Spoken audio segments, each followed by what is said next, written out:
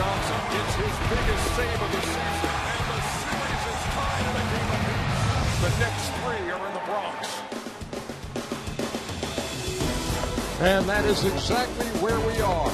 Wednesday night in New York as the American League Division Series continues.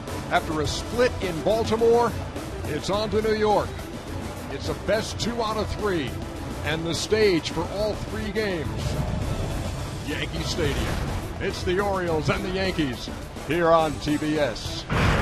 Good evening, everybody. Along with John Smoltz and Cal Ripken, this is Ernie Johnson. Thanks a lot for being with us tonight. John, let's start with the Baltimore Orioles. This is in their playoffs. You had to play the wild card game. You had Joe Saunders, solid start. Then you get into this series, Jason Hamill, solid start, and then Wei-Yin Chen, another solid effort for Buck Showalter. Oh, when this thing started, good thing they didn't play it on paper, because on paper, some challenges. For Saunders, 0-6 in Texas. What he did and what the other starters did, they had one thing in common. They battled and didn't give up the big inning. First and third, nobody out. Hamilton up, double play. Held the Rangers to 1 run. In game 1, Hamill stealing of Ichiro, throwing him out of third, huge. Then this double play, just as equally big. The Baltimore Orioles starters kept the damage to a minimal 1 run. And for this guy, Miguel Gonzalez, wow, wasn't even on the roster to start the season. His challenge, he's gone 2-0 against the Yankees. Do the same thing, battle, stay away from the big inning, and this magical ride can continue if the Orioles pitching continues. Yeah, won a couple of games in this ballpark. Meantime, Cal, if you're the Yankees, series tied at game apiece. Next 3, if you need to play all 3, right here in your ballpark. But they certainly have some offensive pieces who need to pick it up. 1 for 9, 1 for 7, 1 for 6 for A-Rod, Granderson, and Nick Swisher. Well, as we can see, it's not all Alex Rodriguez's fault. And ever since Game 2, we've been hearing about Alex and a possible lineup change. Well, there has been a change in the lineup. Alex Rodriguez is not playing third base. He's DHing, but he's still hitting third. And for me, I like that because that means he'll get 3 at-bats at least against the starter. If he was hitting 6th, he might get 2 at-bats against the starter and 2 matched up out of the pen. Now, I think that's problematic for Alex right now. For the series, 2 out of 3, all 3 games here in Yankee Stadium, so much for that home field advantage. If I'm a player, I like playing at home. The best home record in baseball this year belonged to the New York Yankees. Best road record in the American League, the Baltimore Orioles. Game 3, just around the bend, here on TBS.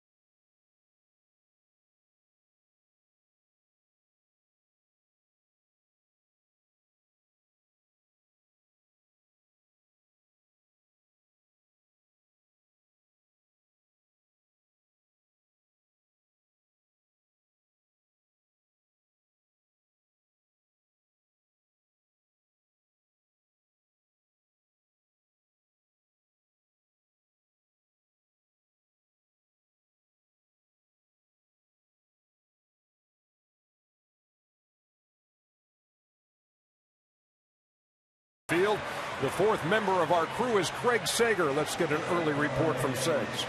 Well, Orioles starter Miguel Gonzalez is drawing inspiration for tonight's game, as he does every time he takes the mound, from Rick Adenhart, a former teammate in the Angels organization who died 3 years ago in a post-game car accident at the age of 22. Adenhart gave Gonzalez this glove at spring training in 2007. Now, Gonzalez wore the glove when he made his first major league start, a win July 6th in Anaheim. He keeps the glove in his locker, and before every start, holds the glove near his heart, says a prayer, and draws encouragement from the loss of a dear friend. EJ. Thank you very much, Craig Sager. That is it's a touching tale, and we'll get into the Gonzalez story as the night goes on. He's had to overcome a lot to get here, and he's on a big stage as he takes on the New York Yankees tonight. Let's take a look at the batting order for the Baltimore Orioles against Hiroki Kuroda. Nate McLeod leads it off in left field. Then it's J.J. Hardy. Chris Davis, the number 3 hitter. Adam Jones hits cleanup for the O's, followed by Matt Wieters. Jim Thome, the 42-year-old designated hitter. Then it's Mark Reynolds. Ryan Flaherty plays second base, and Manny Machado bats ninth and plays third. John, how about Kuroda? Well, for Kuroda, this was a one-year sign. I don't think they realized how great it was going to be. He's been very consistent, 16-11. You see those numbers. Doesn't get a ton of run support over his career, but he has been outstanding, especially here. And I think for people who haven't seen him, down, down, down. Look for him to pitch down in the zone. He's got great movement with that fastball and a good split and slider. When he's effective, he'll get a lot of swings and misses down and some ground balls as well. 11-6 is his record at Yankee Stadium with an ERA of 2.72. And he posted a career high in wins this year with 16. Nate McLeod steps into the box for the Baltimore Orioles to begin game 3. Always a great atmosphere in this ballpark, and you'll hear those bleacher creatures out in right center field calling the roll of the Yankees here in the top half of the first inning. Great setting. Pivotal game 3. And we are ready to go here on TBS. Kuroda with the first pitch. Line foul by McLeod. Whatever happened to the leadoff hitters coming up there, taking, so everybody else can see what kind of stuff he has. I think that's long been gone.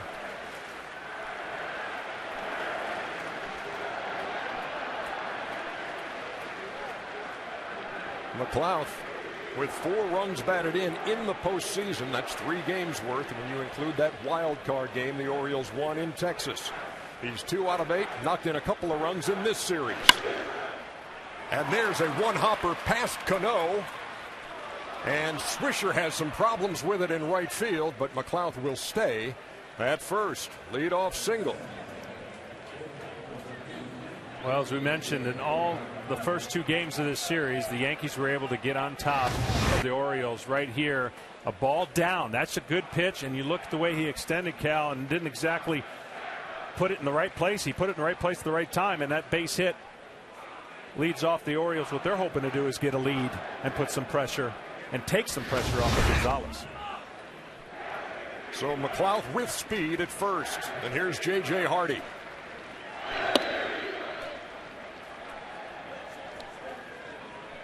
I wasn't so sure with that one going down. It had good downward movement. Was that an off-speed pitch or a sinker that Nate hit? Sinker. It's an unbelievable fastball that he can front door left-handers. He can sink it away and throw a split off of it.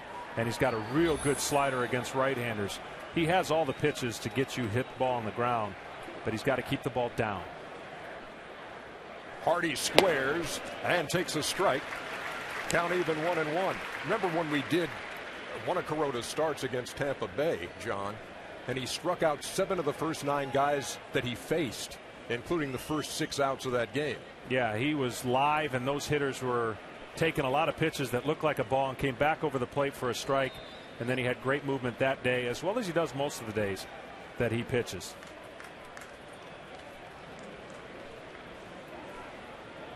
Here comes the 1-1. Ran it inside and missed 2 balls and a strike. McLeod played 55 games, for the Orioles after coming over from the Pirates. Had 12 stolen bases. The Orioles didn't steal many during the regular season. In fact, they were dead last. But Buck Showalter has some guys who have the green light. And if they get the right pitch, they can take off on their own. McLeod is one of them. This is a good hit and run count right here. I was surprised they squared around a bunt. But this is a good hit and run count, and this is a good hit and run batter at home plate. J.J. Hardy can handle the bat. Hardy just 1 out of 7 in this series, 3 for 12 this postseason, and has knocked in 1 run.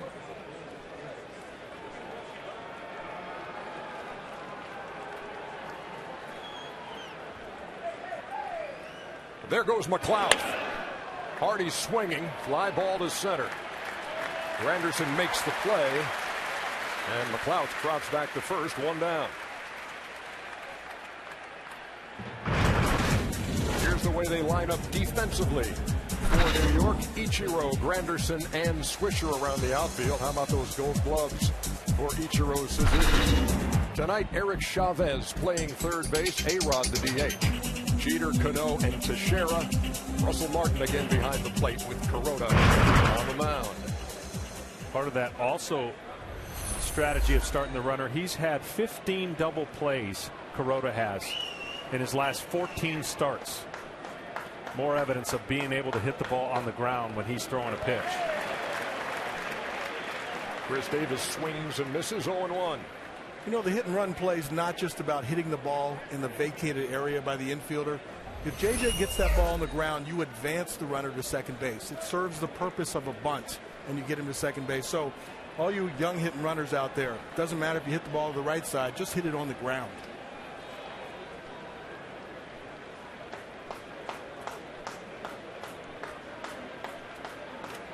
McLeod with his lead, Kuroda with the check, and Davis waiting. On an 0-1. There goes McLeod again. Pitches up and in, and McLeod has it stolen, and now hold everything. He came off the bag.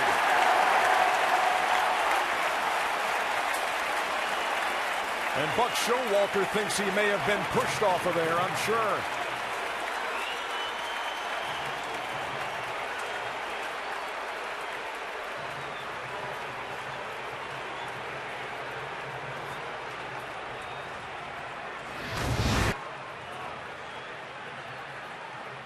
Got a great jump. He slides in hard. Normally you don't see that when you slide in feet first, that you're going to go past the bag. That's usually a head first situation.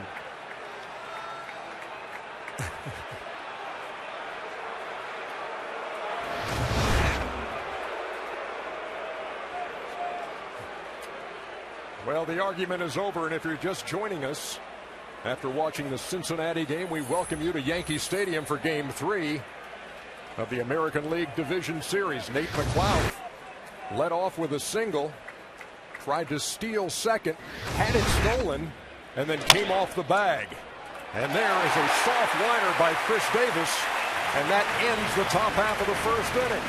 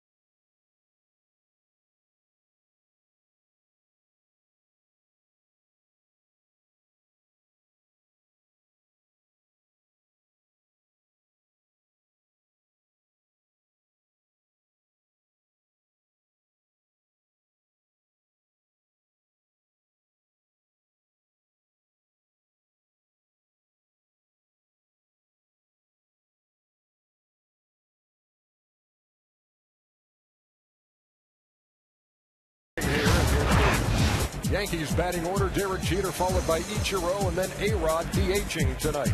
Robinson Cano in the cleanup spot followed by Nick Swisher. Mark Teixeira off to a good start in this series, and then it's Curtis Granderson. Russell Martin, who's hit the only home run of the series, and Eric Chavez plays third and bats ninth against Miguel Gonzalez.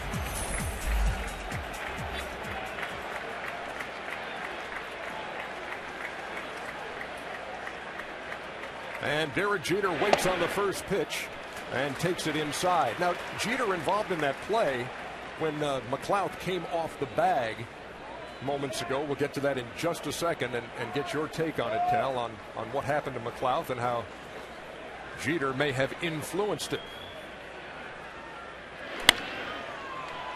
Going the other way, right along the line in right, and that ball will be out of play. All right, right here you can see that he has too much momentum, and Derek has got his left foot behind the bag. He does come off the base, but the question is, does he use his left foot to help him just a little bit? I don't blame him. I'd have done the same thing. I was going to say, but certainly that momentum, you can nudge him just a little bit and got the tag. So that's a good defensive play. Takes the Orioles out of a guy in scoring position now. When is a caught stealing 2-6, but McLeod certainly had the bag swiped in the top half of this inning. John, let's talk about Miguel Gonzalez. Yeah, this is a great story. It may take a couple innings to talk about it, but here's a guy who's been through a lot injury-wise. Look at his numbers on the year. Unfazed. And 4 pitches and splitter is the key. This is a guy who did not start with the club out of spring training and certainly wasn't in anybody's radar in the Caribbean World Series. They noticed something, signed him, long man. Now he's a starter. Arguably one of the best stretches he's put together late in the second half for these guys. He misses with the 1-2. And here at Yankee Stadium in those 2 starts, you talk about a strikeout to walk ratio that's eye-popping. 17 Ks, 1 walk in this ballpark. Yeah, and there's nothing super great about his pitches. They're just all good. He knows how to pitch. He goes in, he goes out. He mixes a curveball, slider, and that split changeup, but he's not afraid. And he strikes out Derek Jeter to start off the bottom half of the first. The number that stood out to me, which says a lot about a pitcher, when Cano, Granderson, Swisher, and Tex are 0 for 21 against you with 12 strikeouts, you're doing something good in those 2 games. You see the home and road splits. But this guy on extra day rest actually flourishes as well. He's got 6+ days of rest. Let's not forget, all the way back to the Caribbean World Series, through spring training, he's working at about 200+ innings, so they try to monitor and stretch him out because he's been pitching a long time. He doesn't have really the traditional offseason that we're used to having. Well, here's Ichiro, who's 3 out of 10 in the series, has knocked in a couple of runs, and he's certainly scored the series' most acrobatic run with his dance around the plate in Game 2.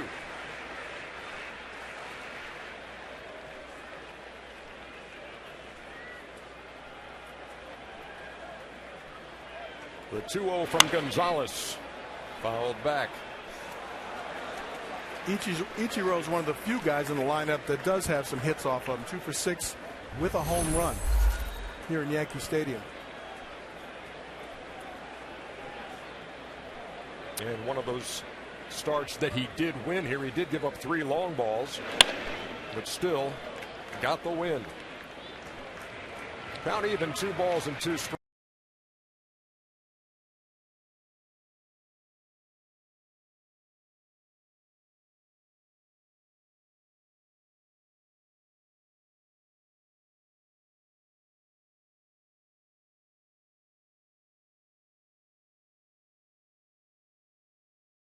That's 2 down. But how many guys are going to be winless in the minors and the next year find themselves in a situation here where you're helping your team or possibly could help your team move on? Here's the way they line up defensively for Baltimore. McLeod, Jones, and Davis around the outfield. Machado and Reynolds on the corners. J.J. Hardy and Flaherty up the middle. Matt Wieters behind the plate. And here's Alex Rodriguez. 1 out of 9 in the series with 5 strikeouts. He's the DH tonight. what I was saying earlier about hitting third. Normally you hit in the first inning, you hit in the third inning, and hit about the fifth inning. And the starter usually is still in there. If you hit a little bit deeper, then chances are you're not going to get your third at bat, a meaningful at bat, till about the sixth inning. And normally, if the manager wants to match you up, that's when he can do that. So I think it's good for Alex to get 3 at bats. He's never faced Gonzalez, and he's a learner each and every at bat.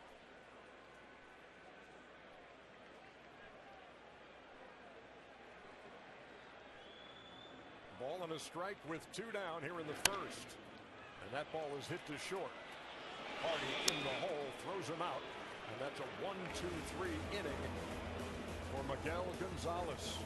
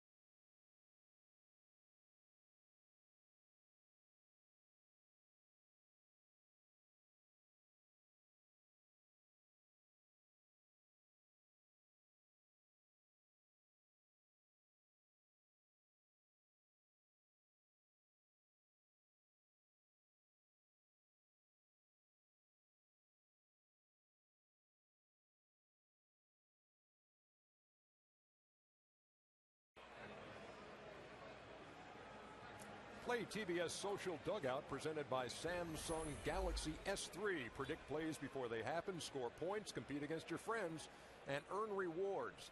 Download the app by visiting tbs.com/social dugout. Actually did download that app today, as you heard as we watched the Giants-Reds game. Yeah. And you can predict the plays if it's quite entertaining. I thought it was kind of annoying with that bell keep going off while we were trying to watch the game.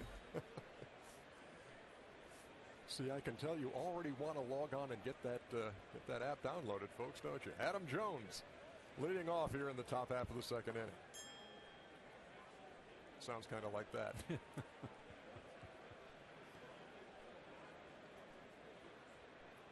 The 1-1 from Kuroda. Shattered his bat, and Cano will throw him out.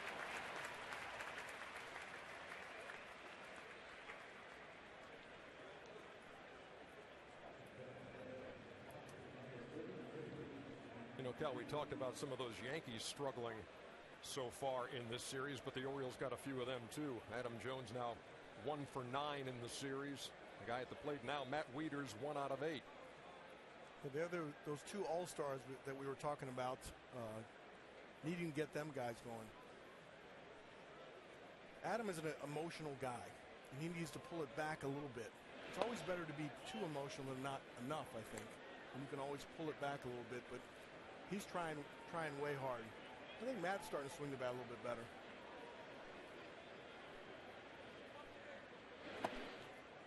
You know, this matchup has the two top home run hitting teams in baseball.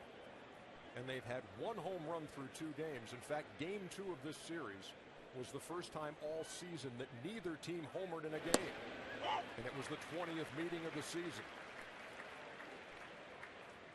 That old adage, good pitching stops good hitting. You buy into that? Yes, very much so. I do too. Why does that not surprise me, Smoltz? It's a 3-1 count now to Matt Wieters.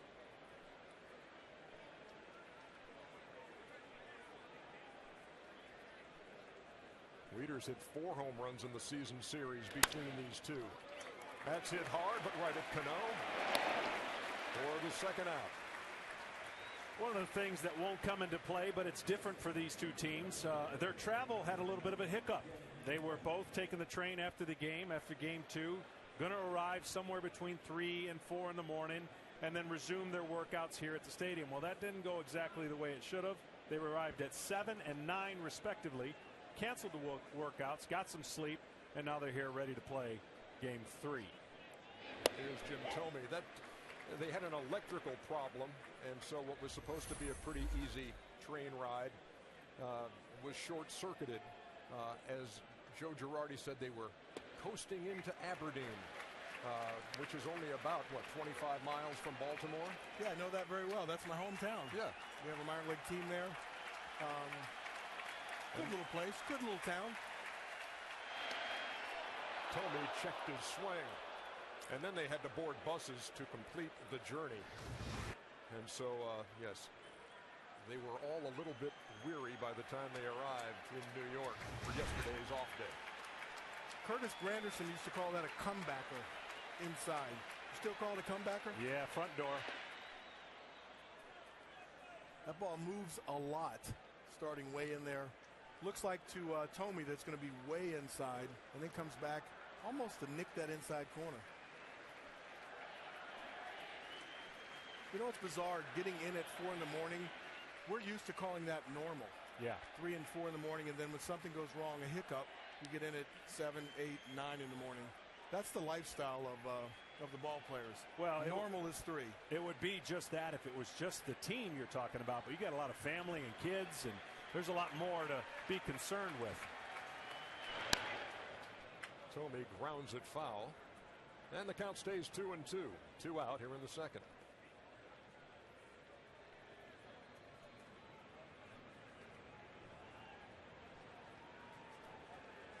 Only 6 guys in baseball history have hit more home runs than Jim Thome with his 612. And he waits on a 2-2. That was a good split finger there. 88 miles an hour. Stayed low the whole way.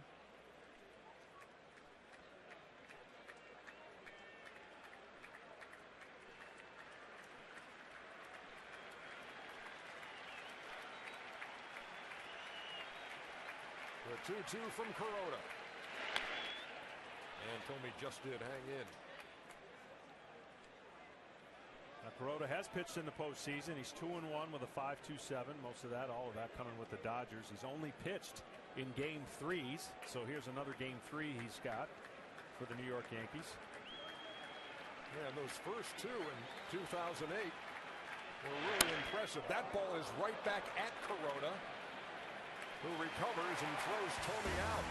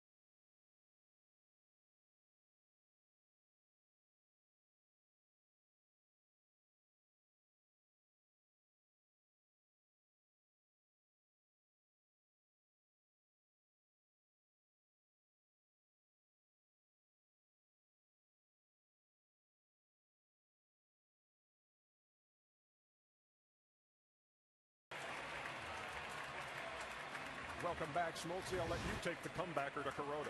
Well, look at how he finishes, okay? Line drive hit. He finishes almost towards first base.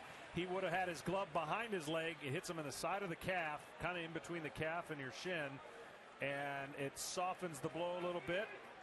We thought live that it really wasn't much, but that got him pretty flush. Well, that wasn't a bullet. It's like getting hit with a fastball in the box. When a bullet is, but when you get hit with a breaking ball, it still hurts. Cano swinging at the first pitch. Grounds out the Flaherty for the first out. You know, that may seem like a harmless first pitch, but he threw him a split finger first pitch, thinking that he may be trying to take that fastball out of the yard. So Cano goes after it like it's a fastball. That dip in the split allows for that ground ball. Look for that at-bat to affect further at-bats and how you try to get a very good hitter out in Cano. I used to always like to make a statement at your first at-bat somehow. Hit the ball hard someplace so you could eliminate one of the pitcher's pitches. And I'm not so sure if that did it or not. Here's Nick Swisher. Would you start him off with a split next time? Well, the situation may be calling for something different, but I think typically Cano takes a lot of first pitches in his first at bat. And so whatever scouting report, whatever he felt, the cat and mouse game goes like this. If he hits that first pitch for a home run, you got to decide as a pitcher, are you going to come right back already deciding, are you going to challenge him the next time? So those thoughts do play into your mind when you get a great hitter out on a relatively easy ground ball. Nick Swisher with a bullet up the middle. One out single and the first hit of the game for the Yankees. Nick coming in 0 for 6 with 5 Ks. I think he decided, I'm going to change that right here. Caught a breaking ball, line drive right back up the middle. When you are a little nervous in the game, it is better to approach the field straight up the middle. Just keep your front shoulder in and keep you short. And certainly Nick made a nice adjustment there. Very rarely do you see a shot of Nick Swisher when he's not talking to someone. And he's talking to Mark Reynolds over there at first. Here's Mark Teixeira. 4 out of 8 in the series has knocked in a run.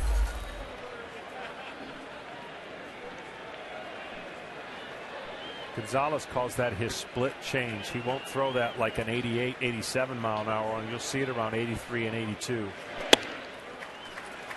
And there's a difference in how you throw that. The actual split is thrown like a fastball. It's firm. It'll be closer to your fastball reading, about 4 miles an hour, sometimes a little bit less.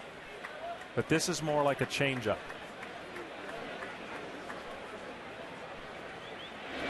And this one spins, right? This one's not doesn't have a knuckleball look to it like some fork balls. It'll still tumble, but it won't be like the traditional one where your fingers are firm. You're at the inside pressure of your knuckles.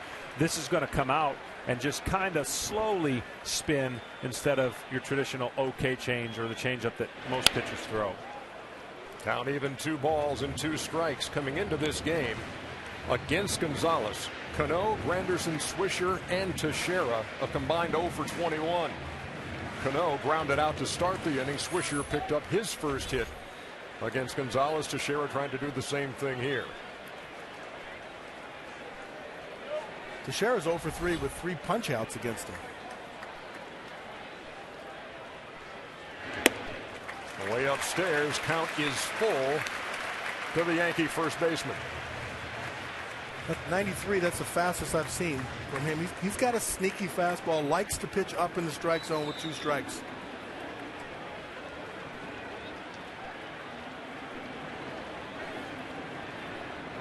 Swisher with the lead at first. And Teixeira grounds to Reynolds, who goes to short for 1 and back. 3-6-3. Double play turned by the Orioles here in the second.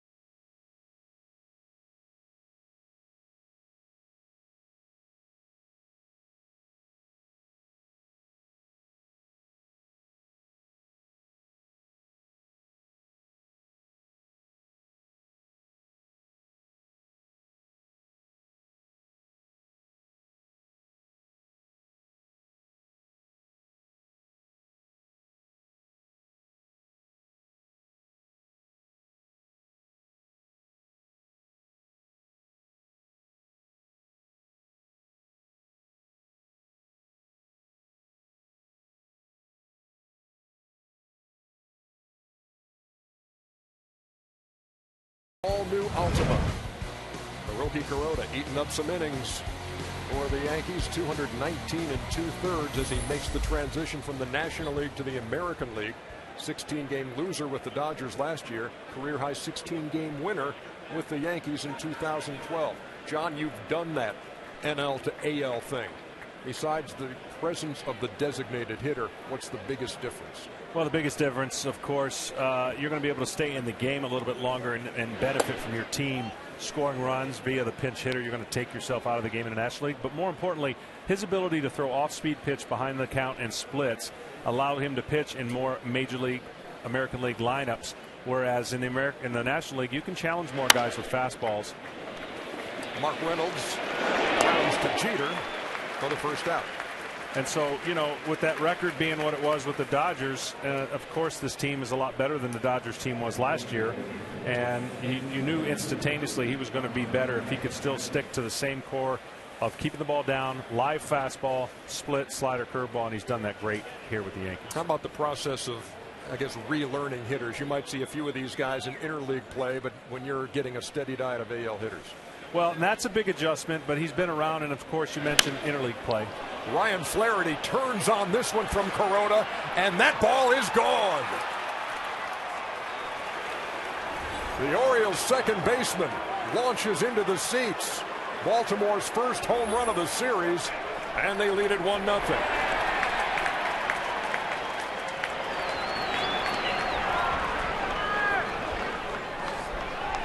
Tell you what he has done here at Yankee Stadium, and you mentioned his numbers. That's what's most impressive to me here. But this is just a fastball. No, actually, this is a slider over the middle of the plate. Excuse me, and he just turns on it. Don't have to hit it very far here at Yankee Stadium. Fly ball might not go out of a lot of parks. It does here. And a very subdued and quiet crowd.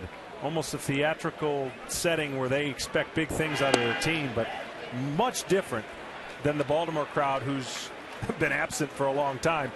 These Yankee crowds been to the playoffs 17 of the last 18 years. It's interesting. Ryan swung at the first pitch. You have to ask yourself, was he looking for a slider? I would say no. So he doesn't have any reference to react to. Many times you can't trick a hitter on the first pitch with a breaking ball because he has no reference to your fastball. Machado fouls it away. 1 ball and 2 strikes. He's a good-sized kid, too. Doesn't look like it when you're looking down the field. Stand next to him. He's got some size on him. He hit 6 home runs in the regular season. It has the first postseason home run for the Orioles here in 2012. Probably not the guy who you would have picked out if you were guessing who would be the first to homer on an Oriole team that had 5 guys hit at least 20 and a couple hit 30. And I would beg to differ. It won't be the last one tonight in this ballpark. Machado, who is hitless in the series, goes down swinging for the second out.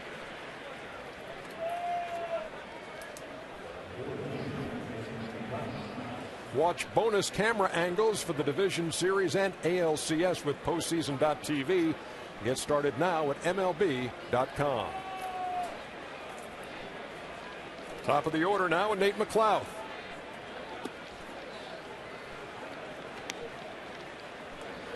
McLouth singled in the first and was thrown out trying to steal second. Had it swiped but came off the bag, and Jeter applied the tag.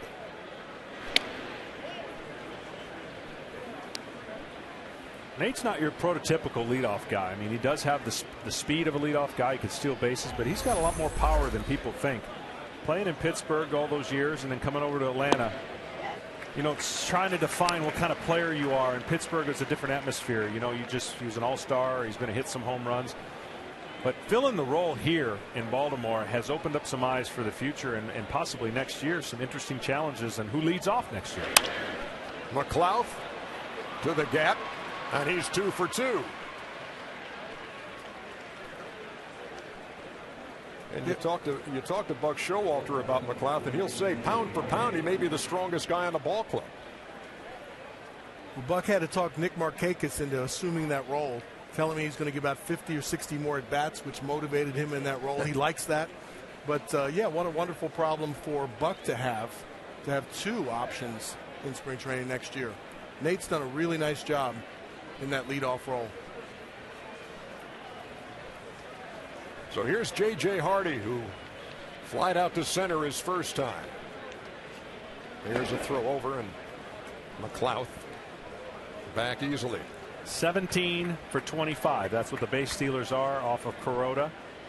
Andy Pettitte helps the overall team numbers by shutting down the running game, but everybody else will struggle from time to time. And what this era has changed from traditional guys that will go a lot. You pick your spots now.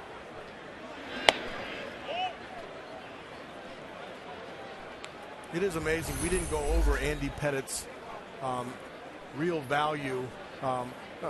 Obviously, it's throwing pitches to home plate. Sure. But you can totally take out the running game if you have any. Now, the Orioles team doesn't have much of one, but if you take away the ability to manufacture runs at all, and then he throws a good game, there's much less chances to score off Andy.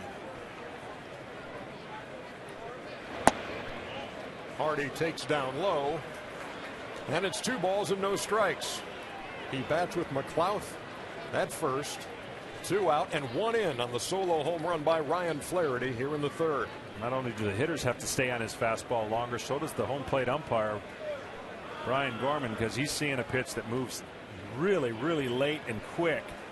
Trying to judge, did it go around the plate? Did it cover the plate?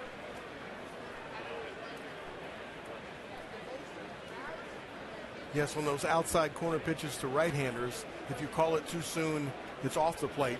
You don't give it a chance to come back. But if you call it too soon on the inside part to righties, you might be calling it a strike before it actually breaks in off the plate. 2-0 fouled at the plate. You know, all of those Orioles obviously happy to get a split at home after losing the opener, but probably got to be nobody on that ball club happier with that win than J.J. Hardy after the base running situation at third, in which he got deked by A-Rod and did not score on a base hit to left. Right there's how you beat the Yankees in the series that they played. You look at that average in runs per game and home runs, and they outscored them 50 runs to 32 in a place that's difficult to do that. But right now the setting is like you're at a movie theater. I mean, it is quiet, and the Orioles are doing everything they have to do in this series to stay in it with a chance to win, because let's face it, the Yankees have every single person at every position. Been there, done that. They don't get carried away with anything. But nobody has gotten really hot for the Yankees to put a lot of pressure on the young Orioles staff. Hardy takes. I mean, it's been a good tight series. You look at the final score of game 1, 7-2, but that game is 2-2 going to the ninth, 3-2 going to the ninth in game 2. So both games have been extremely tight in the late stages. And the Orioles, despite an on-base percentage of just .250 coming into this game, standing even 1-1. McLouth on the run, and he steals second. This time he holds the bag, and he's in scoring position with 2 down. Well, this time you see right here, he pulls the chute, pulls it quicker, and that allows him to slow down and get to second base. He's got a little chute right on his belt. I don't know if you knew that. I didn't see the chute come out, John. No, the first time it didn't.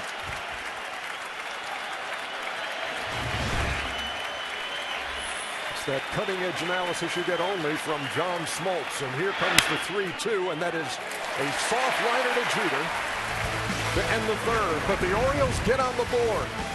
The number 8 hitter, Ryan Flaherty, puts it in the seats and right.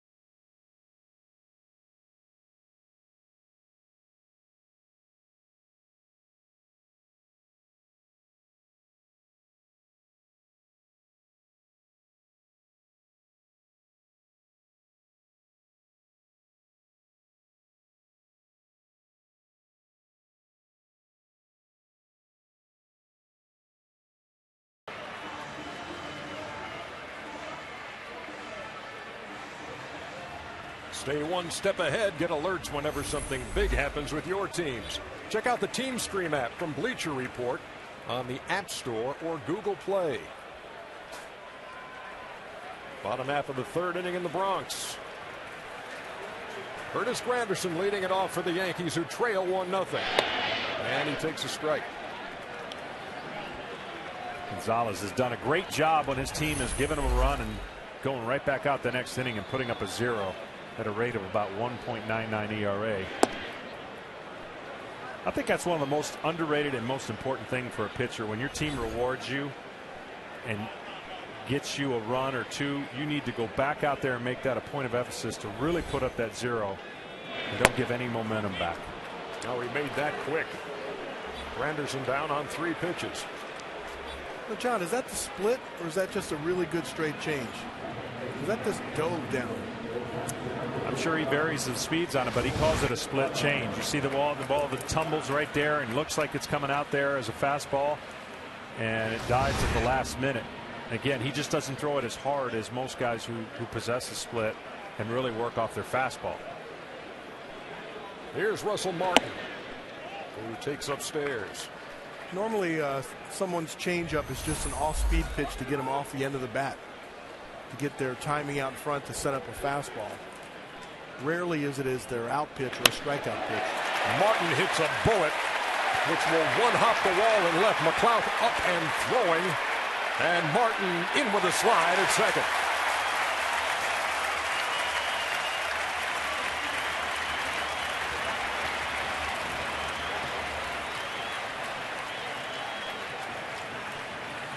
Second hit of the series for Martin. Both have been for extra bases. Well, Homer in game 1 and a double here in game 3. Right over the middle of the plate. Lucky that ball stayed in with the way that Martin has been swinging the bat for home runs lately. Compact swing, and he knew right away it was not going to be an easy double. Good carom, plays it great off the wall and slides in with the double. Here's Eric Chavez, the number 9 hitter, playing third base tonight as A-Rod is the DH, and Chavez has had some success. Small sample size against Gonzalez, 3 out of 6 with a home run.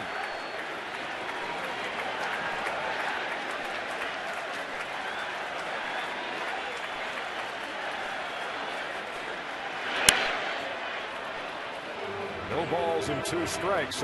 Just a footnote on this home run story we've talked about with the power on both of these teams. And now each side has homered once, and it's come from the number 8 hitter in each case, Martin and Flaherty. Well, when this place gets tough to pitch to, it's when the crowd's going crazy. You know that every pitch could leave the playing surface and be a home run. Making tough pitches here in Yankee Stadium is difficult. That ball is hit well. Reynolds with the diving stop and the flip. And that's 2 outs here in the third.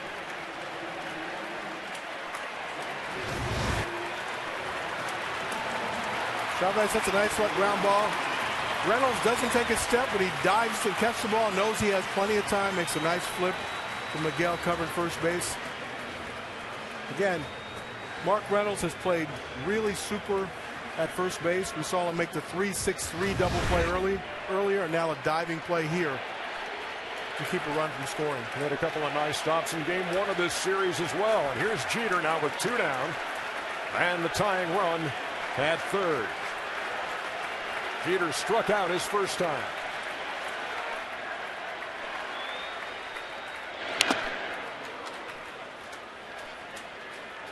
You notice just a tiny little limp there out of Jeter. It's because in the first inning he does this.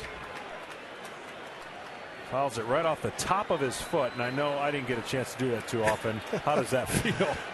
I did that a lot of times. I dove in, had my left foot down there, and I hit a lot of line drives right off that spot. And I guess Derek has too, because otherwise he wouldn't have that shin guard on. Here's the 0-1. Outside, a ball and a strike. The Yankees 0-7 in this series, with runner in scoring position and 2 out, which is the situation we're in now.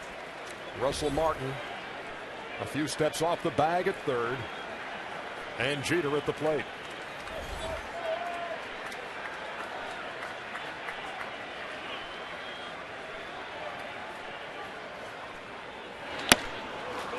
right through that one. Well, that play we saw by Reynolds is a contagious play, because when Gonzalez is on the mound, they've only made one error in 15 starts. And the way you look at that, the guy throws strikes, a lot of action possibly, and they're just taking care of their pitcher right there. Only one error. That's pretty impressive.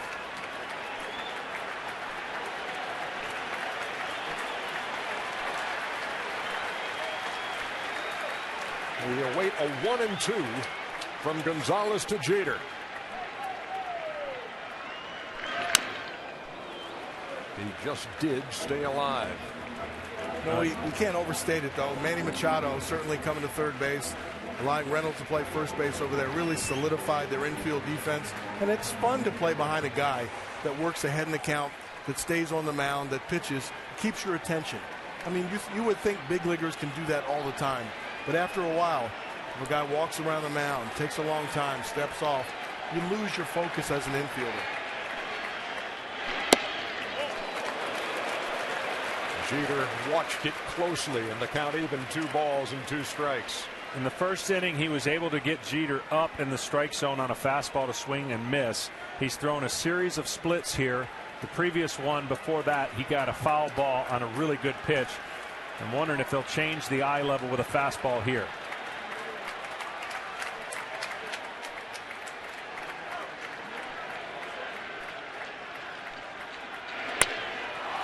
In the air to center field. Adam Jones going back, and he can't make the play. Jeter rounds second. And there will be no throw to third. The game is tied.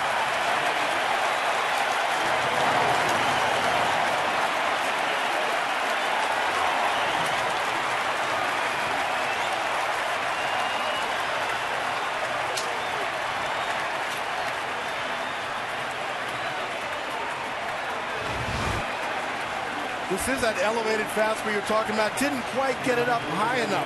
He can get to that, and he's got a lot better power. I don't think Adam Jones read that ball really well. Didn't see it carried all the way to right center field, up against the wall. Big triple, big RBI. No, his first couple of steps, he was just gliding back like it was a routine fly ball.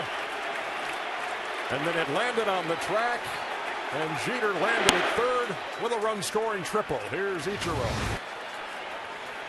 We've seen him make many plays when he's blowing bubbles out there. That's nothing new. Whatever wind is out here, and it swirls at Yankee Stadium, but the flag is aiding that ball a little bit. So I agree with you guys. I think that ball took another gear on when it was up in the air, and actually he looked up in the air afterwards to look at the flags and see if that had anything to do with that ball carrying, because when he first hit it, I myself from here in the booth thought that was a routine play. So we're tied at 1 here in the third.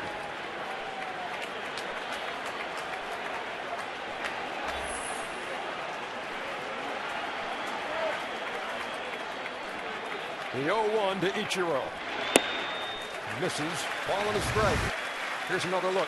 This is the way we're looking at it. You see him step in right from the beginning, and that's all it took for him not to get to this ball. Generally, he's going to get to that ball if his first move is not in. So that ball off the bat was not read as well as he would have liked, and that prompted him to look up and see if that wind had something to do with it.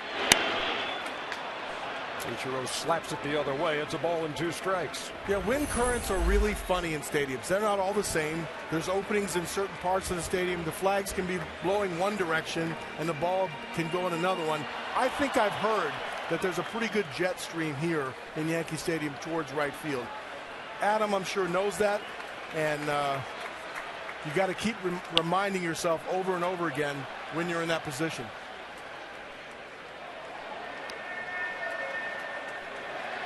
The inning began with a Curtis Granderson strikeout.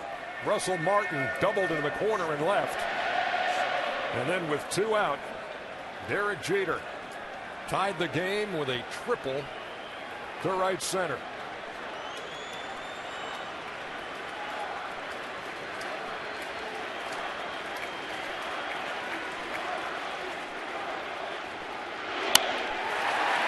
In the air to center. Jones has this one played well, and that will do it for the Yankees in their half of the third.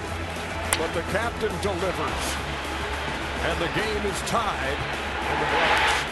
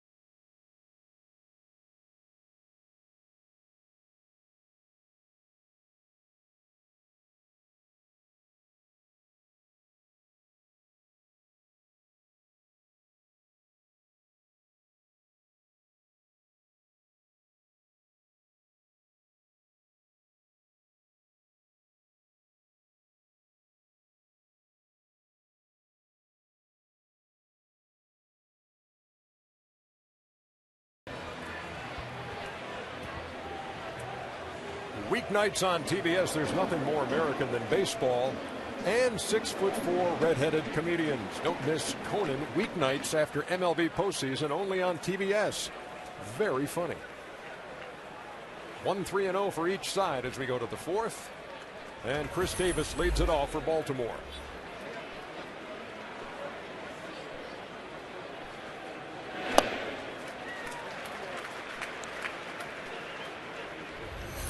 He's 4 on a 9 in this series with a couple of runs batted in.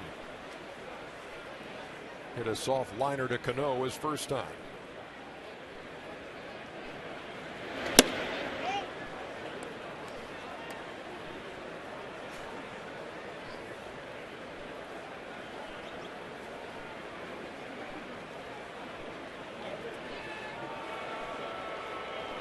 Kuroda with a 1-1. And that missed. 2 balls and a strike. See, that's the pitch right there. That pitch had so much movement on it late. Now our pitch tracks show that as a strike. That's what I'm talking about. The umpire has a tough time looking at the late movement and determining whether or not that actually crossed the plate. So as we look at this, look where he's setting up, look at the glove, and then look where they're catching it. That's a lot of movement. And you can see right there through our pitch track, it calls for a strike. 3 balls and a strike. Kuroda to Davis. And he misses upstairs, and there's a leadoff walk here in the fourth. Now that's lateral movement, not so much sink, because it's very difficult to make the ball sink up in the strike zone. So you're talking about more, you know, looking at the screen from left to right. Yep. More two-seam action. Only the second time in the last 16 starts now that Kuroda has walked a hitter to lead off an inning.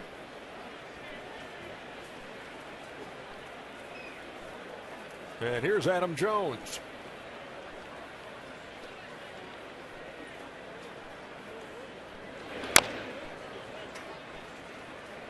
Let's check in with Craig Sager. What you got, Craig? Well, the first time Jones was up, Cal mentioned how he's been struggling at the plate. This is his first playoff experience. He told me before the game he's so pumped up. He said he's having a hard time to mentally focus and to relax. He thought maybe yesterday's off day would help. And then today in batting practice, instead of trying to hit home runs to left field, he said he tried to just hit the ball, make contact, and go to right field for singles. He's trying to mentally slow the game down. He did go the other way his first time, but grounded out to Cano. And here's the 0-1. Pulled into the hole and into left. For a base hit. Runners at first and second. And people have no idea how hard that is. They seem like it's just another baseball game. You have 30-some home runs. He's an all-star. You get to this moment, you get to this point in your career, and you haven't done it for the first time. You're doing it for the first time.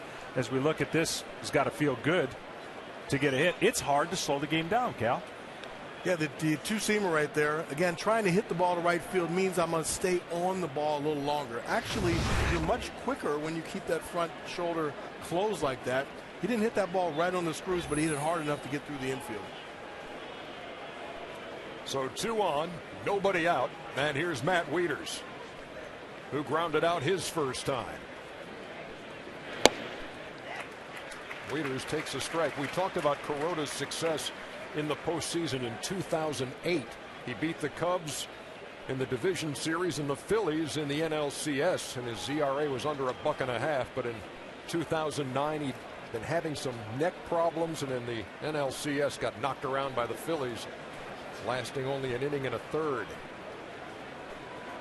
Here he's pitching in Game 3 of the ALDS against the Orioles, and facing Matt Wieters in a tie game here in the fourth. Sometimes for a guy who throws splits, if there's a runner on second base, you can see the grip. He does a nice job of hiding it. We'll see it from our camera view if there's a difference in the grips that he's able to put into his glove. But when you're at second base, you got a couple ways to be an advantage to determine what's coming or what you can relay. But seeing this grip right here will determine how he goes in and what he's grabbing to throw a pitch. Starts with the split and then looks like he's moving his fingers over for a different pitch. 2 balls and 1 strike. And what you're trying to do from a hitter's point of view is not do anything in your glove to tip that pitch is coming. That's basically the long way of point I was trying to make, is you've got to be consistent in the glove with all your changing of your grips so that you don't widen the glove for a split, because you got to stick your fingers in there, and you do the same thing on every pitch to not get the hitter at the plate anything know what's coming. The 2-1 swung on and hit to left. Ichiro makes the play. Runners hold, 1 down.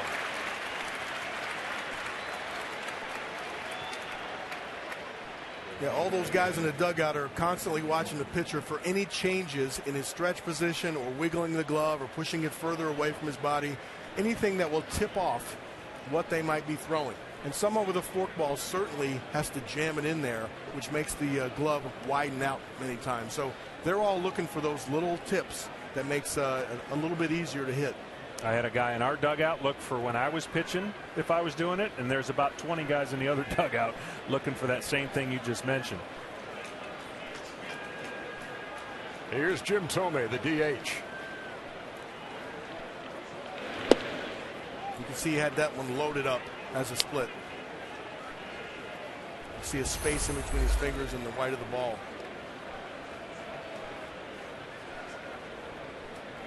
Tomei, his first time, hit a liner off the leg of Kuroda, who threw him out to end the second.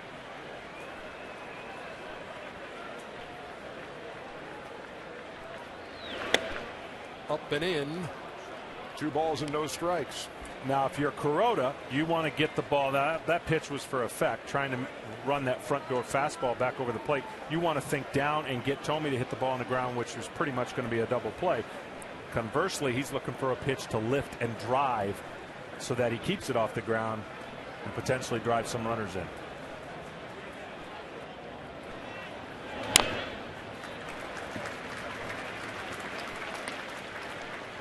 It's really interesting. This high home shot right here. This is our view that we can see. Tomei's a pull hitter on the infield, but you're going to shade him the other way in the outfield. Now, when you ask yourself, when the ball's low, how's that work? Well, Tomei then rolls over the ball that's down on the ground balls. That's what the chart says. But when the ball's up and out over the plate, he has power to all parts of the field. And you can see Granderson playing on the left field side, shading him towards that side. That's where you play Jim Tomei. He waits on a 2-1 and pulls the grounder to Teixeira. There's one, and that's all they'll get. Adam Jones went in hard on Jeter at second.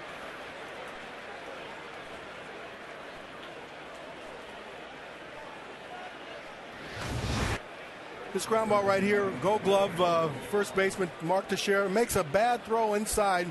Derek, sometimes the best decisions you make are the ones not to try to get this double play. It's a shame, though, because they got all kinds of time with Jim Tomei running to first base. If he could just clear himself and make a throw to first base, you got that double play.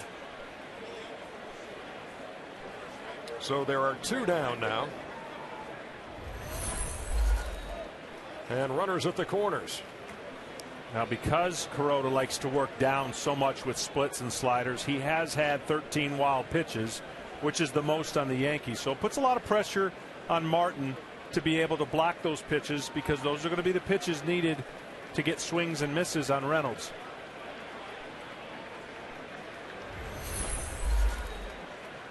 Reynolds homered 23 times this year, 7 of those against the Yankees.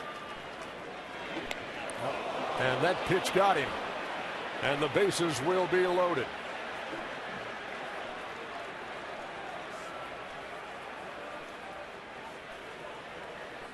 Is that on the back forearm, the right forearm maybe? Elbow? Well, looks like he was looking at his elbow. Hits him twice. Ball runs in, turns in it, bang, right on that right forearm. We talked about that lateral movement. That ball's coming in to the right-hander. Can't really get out of the way. That one hurts. You can tell. Looks like he got the meaty part of his forearm, though. That's always a good sign. Not on the bone, but on some muscle. It'll sting and hurt. Second time in this postseason that Reynolds has been hit. Got hit in that wild card game in Arlington. Well, right there, if he was a position player other than first base, you would think that that forearm could tighten up and cause a little problems for him throwing the ball. But being at first base, the only time he'll throw it is maybe on a bunt play or a relay. So I already see the bruise. So with 2 out there loaded for a guy who went deep his first time, Ryan Flaherty.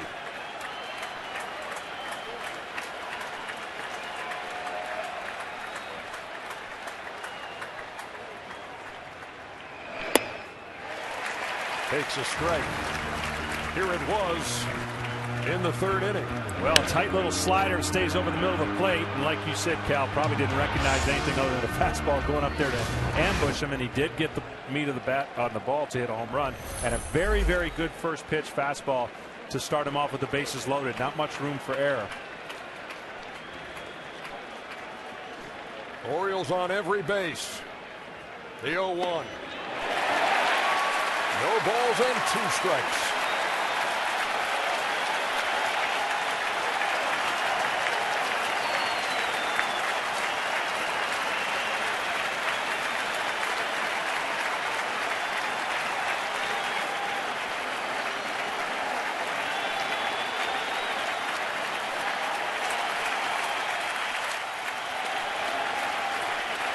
The 0-2.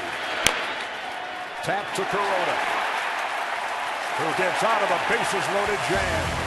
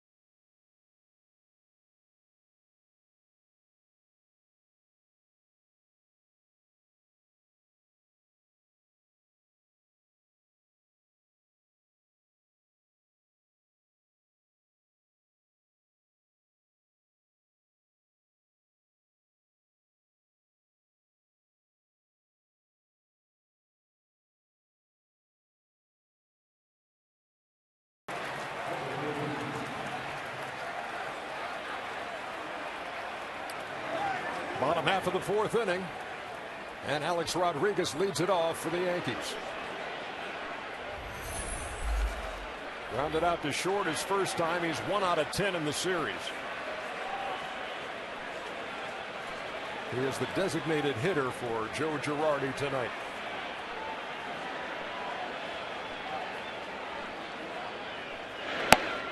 Takes a strike from Miguel Gonzalez.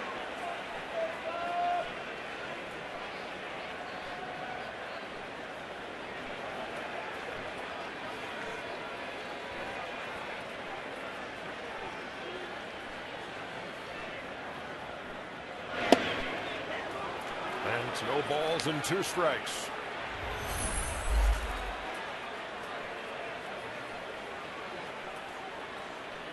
A-Rod's best postseason was 2009, as he hit .365 as they won the World Series. Had 6 homers and 18 runs batted in 15 games. Hit .455 against the Twins, .429 against the Angels en route. But in 2010 and 2011, hit just a .180. No homers, 6 RBIs, and stands in there 1 for 10 here in 2012. That missed. 2 balls and 2 strikes. Well, when you play as many games as these Yankees do in the postseason, there's more opportunities to be critical. 13 home runs and 41 RBIs in 68 games coming into this series. Not too bad numbers, around .277 batting average, but everyone knows what you make, and when you don't produce, they let you know about it, right, wrong, or indifferent. Fouled that off the end of the bat, and it was, well, too close for comfort for Robinson Cano in the on-deck circle. And it froze him. 2-2. I think the biggest thing is that stat right there. No home runs in his last 71 at bats. And that's just not what you expect from A-Rod.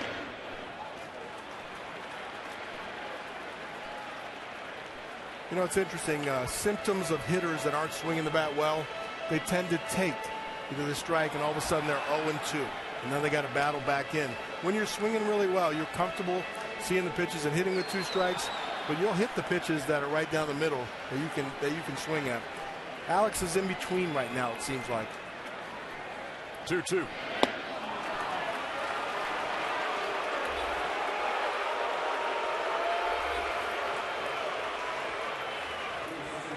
Well, it is time to talk, brought to you by Charles Schwab. Moments ago, we spoke with Orioles manager Buck Showalter. We got fooled a little bit in the 3rd inning on that fly ball that Jeter hit. Windier than we think it is. It just kept on drifting on Adam out there. Yeah, it didn't seem like he had hit it quite that well, but, you know, he got a good swing on it. Ball's up a little bit, just kind of carried. You know, playing him probably a little cheap there. But, you know, Adam's a great center fielder. I'll tell you what, if it's catchable, he's going to catch it. Hey, Buck, Miguel's out there throwing a put-away pitch that looks to me like a split. Is that really a split? I'm not telling. Okay. Is that a strategy question I can't ask you? It's kind of a baby split, I think. You know, he kind of spreads his fingers a little wider when he wants to take a little bit off of it. A little bit more off. It's kind of a adjustable wrench a little bit. We're going to have to keep adjusting it to continue to keep us in this game. So far, so good. Thanks to Buck Showalter for his time in between innings, and the adjustable wrench being put to good use here in the 4th. You know, you talk about Cal when a hitter's struggling, it seems like it's 0-2. I used to joke with Maddox. I said, how hard is it to pitch when it's 0-2 on everybody? Because that's what he seemed to do when he was pitching, get 0-2, and he made pitching look a lot easier than it is. Cano grounded out his first time. And this is in the air to the left. Nick McLouth makes the play. 2 up and 2 down. I'm really impressed with his poise and his control. You know, many times you describe that as painting the inside corner, painting the outside corner. He's not throwing the ball down the middle, but yet he's still ahead, 0-2. You talk about a stone-faced kid, too. Yeah, it was described to me very intense, quiet, strong competitor. And I think that accurately describes, you don't see much emotion, and he believes in himself, and certainly has endured more things than most pitchers, which really I'm sure he's taken in the moment right now and trying to do the best he can. With 2 down, here's Nick Swisher.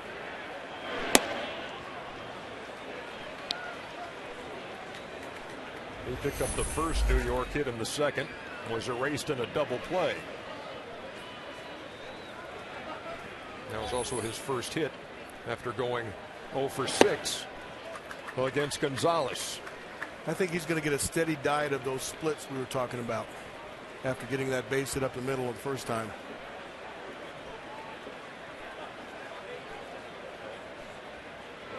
The 1-1 is grounded to Reynolds. He's active over there around the back at first, and the flip for the out. 3 up, 3 down inning.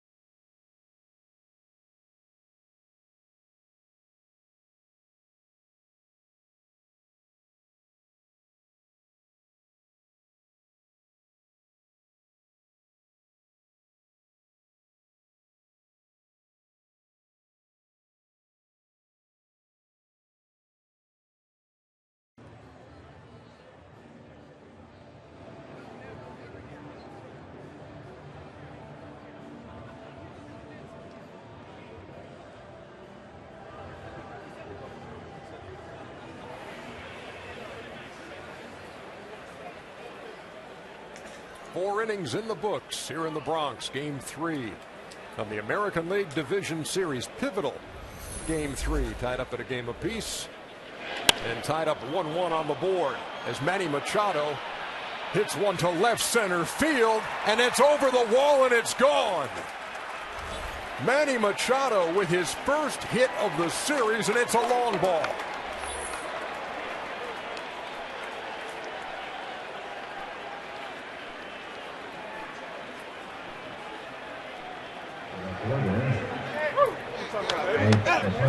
This pitch was not a very good pitch. Starts him off with a slider, and this slider just hangs right there, right over the middle. And I think Manny's decided, I'm going to go up there and attack the baseball and not guess. Well, that get me over slider. Yeah, he was determined to swing. I don't think he was looking for any particular pitch. He was looking for a zone. Ball hung up there. He's got some power. Nate McLeod in the air toward the line and left, and Ichiro makes the play for the first out. Well, the wind is definitely blowing and aiding the ball from left to right. This one, you could tell by Ichiro, he wasn't going after it. He actually deked us in the beginning because it looked like he was Cadillacing. That ball was way out. That foul ball was foul for a long time and came fair the next ball that McLeod hit. So the wind is definitely playing with the baseball just a little bit. Luis Ayala making the play in the Orioles bullpen. And it's a 2-1 game. You saw exactly what I did down that line. Many times as a shortstop and a third baseman going down there, you have to be aware the ball is coming back. Almost like a catcher coming back to the screen. The ball's coming back in play. You could see Ichiro was fooled just a little bit down that line.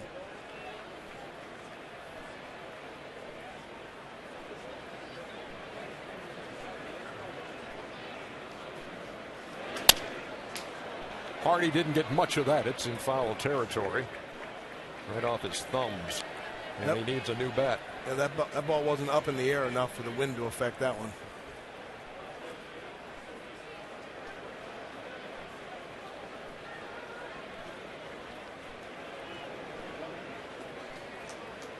Hardy 0 for 2 on the night. 1 out of 9 in the series.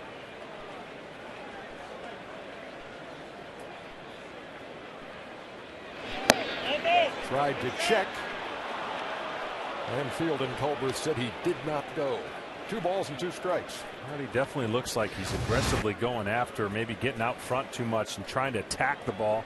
But he did a good job there keeping the barrel of the bat down. His body went out.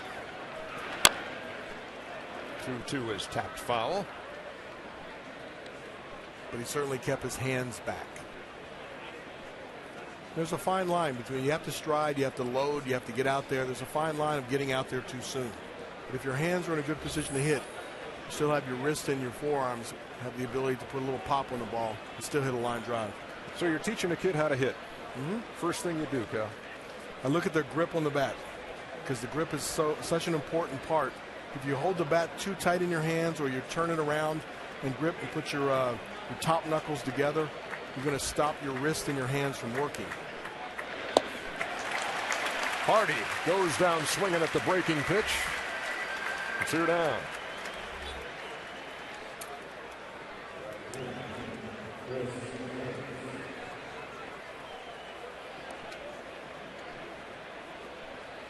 For Kuroda, just the 2nd strikeout. And here is Chris Davis.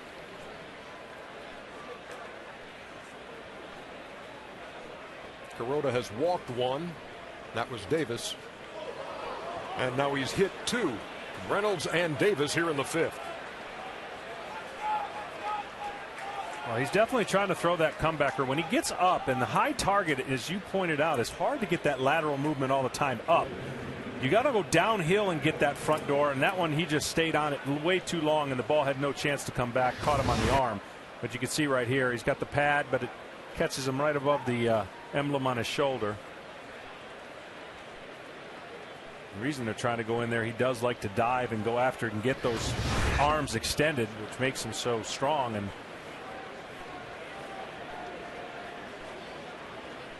now here's Adam Jones now with a runner at first. 2 down, 1 in. Didn't mean to. And Teixeira makes the play for the 3rd out. But the 20-year-old Manny Machado with his first hit of this series. And the Orioles lead.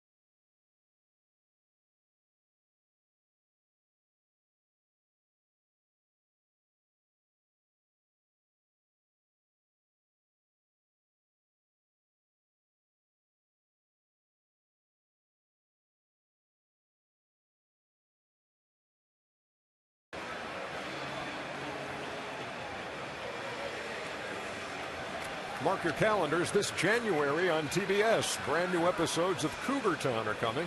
You heard it right. Brand new episodes on a brand new network. Cougar Town has moved to TBS. The new season begins this January, only on TBS. Here's Mark Teixeira to lead off the Yankee fifth.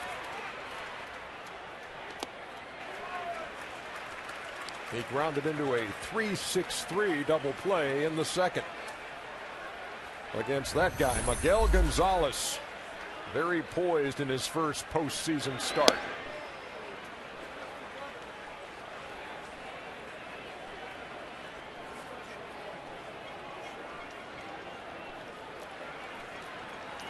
Here's another good shot from high home. See the shift on Mark here.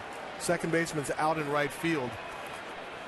To me, the relationship between the right fielder and the second baseman, they can almost have a conversation, which tells me that the outfield here is not too long to that fence down in right field. But look how deep he is.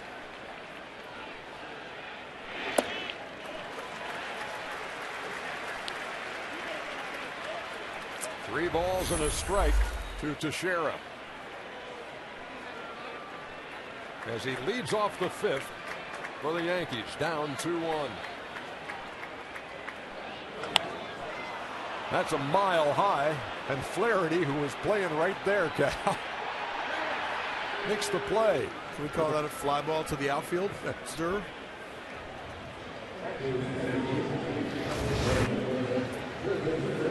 Yeah, he doesn't have to go back very far for this one. It wouldn't be very easy for Chris Davis to call him off as well, but why bother when it's right to him? Here's Curtis Granderson, who struck out his first time and is 1 out of 8 in the series. And he's 0 for 7 against Gonzalez. Yeah, I'm not a big fan of the overshift. If you have a really good reason, and I think it used to be more psychological than actually where they hit the ball. I think now with the spray charts and all that kind of stuff, you can take that into consideration and try to play the odds. But especially in a playoff game, you then could take the bunt out. I mean, if you're going to play me that way, I'll try to bunt the ball. You've seen that happen in the years. Fouled out a play by Granderson.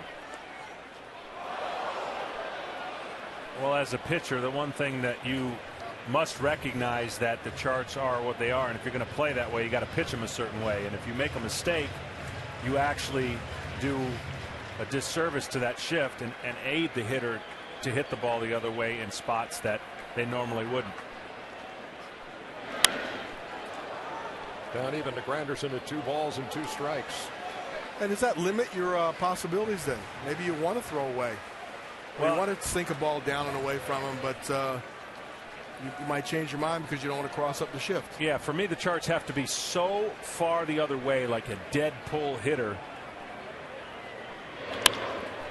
Line to Flaherty for the second out. I mean, one of the examples that comes to my mind is the Darrell Evans and the amount of balls that he would hit down the line, foul in the air, but also on the ground. And so in that case, I just never wanted to give the guy a free third base to shortstop hole where nobody's there. And we've seen some of those shifts. Well, they do it to Jim Thome on the Baltimore side all the time. And within the last 3 weeks of the season, I think he burned it at least twice. They always talk about the ones you take away. Second baseman going over there and playing a ball on one hop. But they don't tend to talk about the ones that actually work against the shift. Russell Martin, who doubled his first time and has scored the only New York run, bats with 2 down and takes a strike, 1-1. Well, what Gonzalez has done is, if that pitch track, so you could see, has 4 corners, he's gone to every quadrant of those corners with his fastball and other stuffs to set up pitches. That's why the Yankee hitters have missed a couple pitches that look hittable, because with his ability to go in, out, up, down, and change speeds, he's just keeping them off balance enough where their fly balls are just missing, their ground balls are at the end of the bat, and he's had great success being able to not throw the same pitch in the same area too many times. And that ball is slapped into left field for a 2-out hit.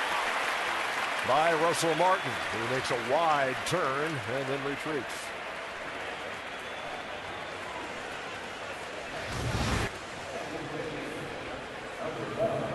He tends to like to use the fastball, Miguel, with 2 strikes. Russell Martin, an excellent fastball hitter, so it doesn't matter if it's 1-2 or 2-0 to him. Put a good swing on it. He's swinging the bat well right now. He's 2 out of 2 tonight. I'm not so sure lately he ever comes off a fastball, and he's been given a chance to hit a lot of fastballs in this series already. Well, here's the number 9 hitter, Eric Chavez. That's a good point because most hitters do hit off the fastball. With 2 strikes, I like the approach. Look for the off-speed pitch and fight off the fastball because I didn't want to be fooled. But yes, a lot of hitters do hit off the fastball and try to adjust to the breaking ball. Chavez, the third baseman, seeing his first action of the series tonight. And he takes down low, a ball and a strike.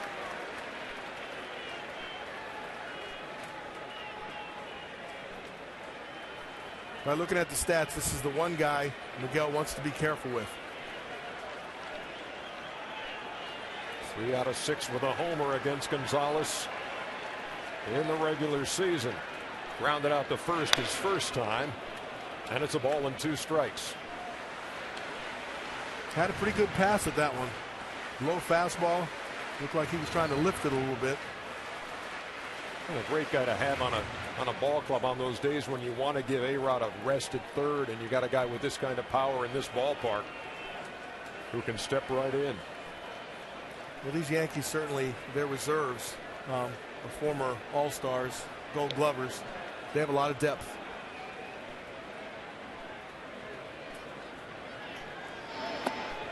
A 1-2 is downstairs, and the count even.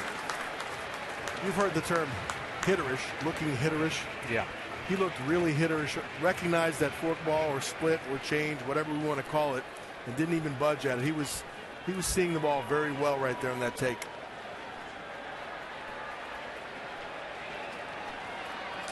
Two balls, 2 strikes, 2 outs in a 2-1 game. And the count is full. All right, John, guess on this pitch. Well, he started him off with a curveball, went to a couple of heaters, and then tried to throw a couple splits. He missed badly with splits. You're either going to try to climb the ladder and outside with a fastball or finish him with the first pitch you threw, and that curveball has a different look where it's up and buckles him a little bit. Russell Martin will get a running start at first. And Chavez goes down swinging to end the 5th.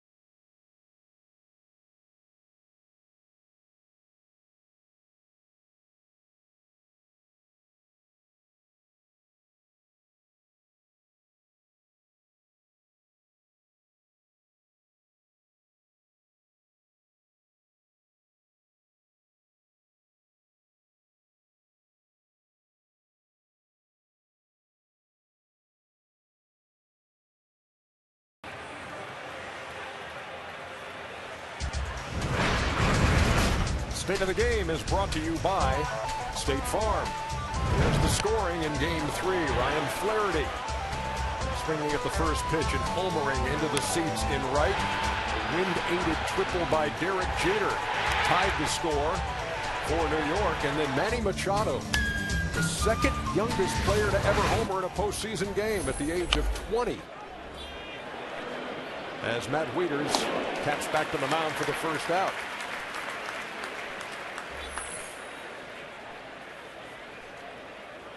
Andrew Jones was the youngest to do that. He's not on the New York Yankees postseason roster. And then another footnote to that is that the Orioles had never had a rookie hit a postseason home run. 2 have done it tonight, Flaherty and Machado.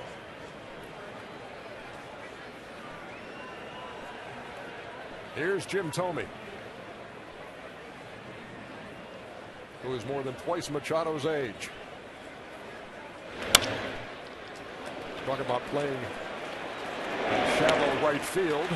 Cano right there to make the play on Thome as we check in with Matt Weiner in Atlanta.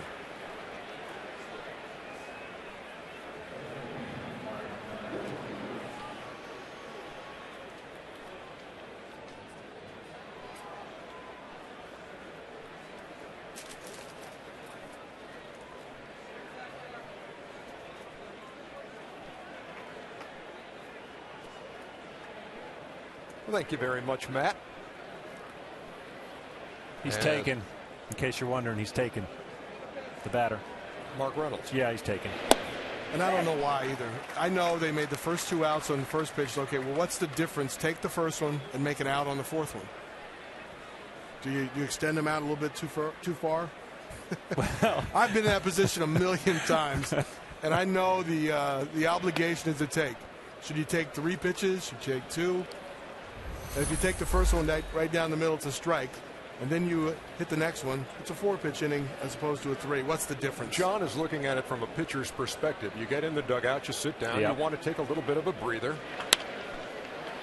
And that ball is trapped at third. Chavez throws him out. And a quick 1-2-3 inning for Hiroki Kuroda.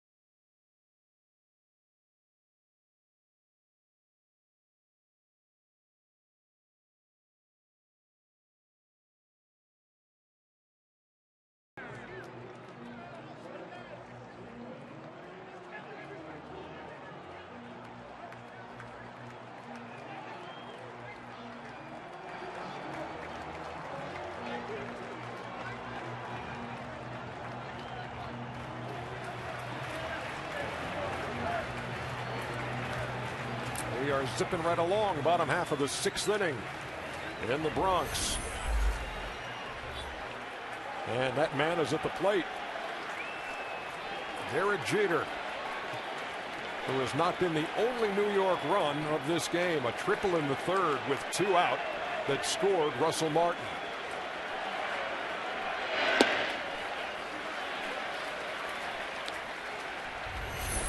You know, the poise of Miguel Gonzalez. 1 base on balls in 18 2/3 of innings pitched here in Yankee Stadium. This is not an easy place to pitch. No walks tonight. He has struck out 4. Up the middle. Base hit for Jeter. He's 2 out of 3.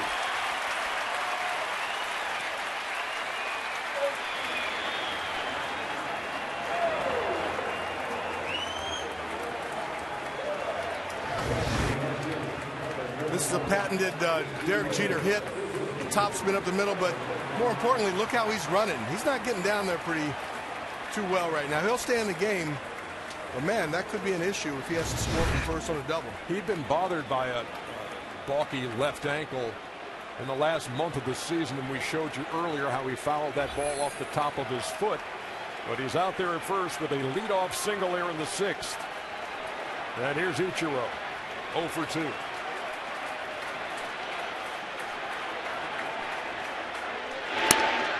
That's a ground ball to second, and could be 2. And they do not turn it. Ichiro beat the Rap at first.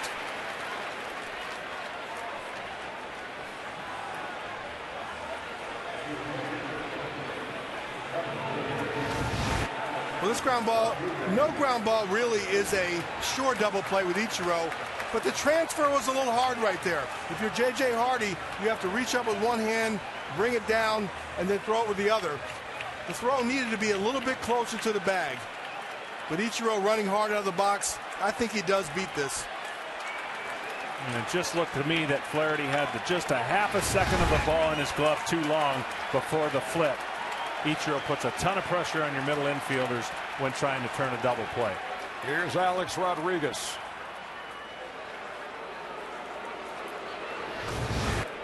And here's the play. Very close. Does the tie go to the runner?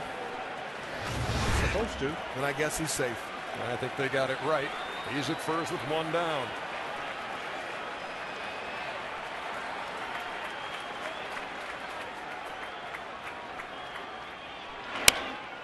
Rodriguez foul down the 3rd base line. Including tonight, 1 out of 11 and 6 strikeouts for Alex Rodriguez. What do you see, Cal? Well, I see a hitter that's in between. He's not waiting for the breaking ball, and he's behind on the fastball, especially that sinker down there. So you really got to make up your mind one way or the other. I'm going to go up there and hit this fastball, and I'll be fooled by the breaking ball, but you can't hit all of them. The 0-1 off the end of the bat. No balls and 2 strikes. Craig Sager. Well, there's a strong contingent calling for Yankee manager Joe Girardi to drop A-Rod in the batting order. Cal explained Girardi's reasoning in our open, but there is a precedent. Back in 2006 against Detroit in the postseason, a struggling A-Rod was dropped to 8th in the order by then-manager Joe Torre, who defends the move to this day, saying in an interview this summer to Yahoo Sports, A-Rod was about putting up numbers, and that's not what we were all about. Thank you, Craig. No balls and 2 strikes. And that misses 1 and 2. In that series against Detroit in 2006, he hit in the 6th hole in the first 2 games, hit cleanup in the 3rd, and was hitting .091 for the series when Torrey dropped him to 8 in Game 4. He finished 1 for 14 in the series. Here he waits on a 1-2 from Gonzalez.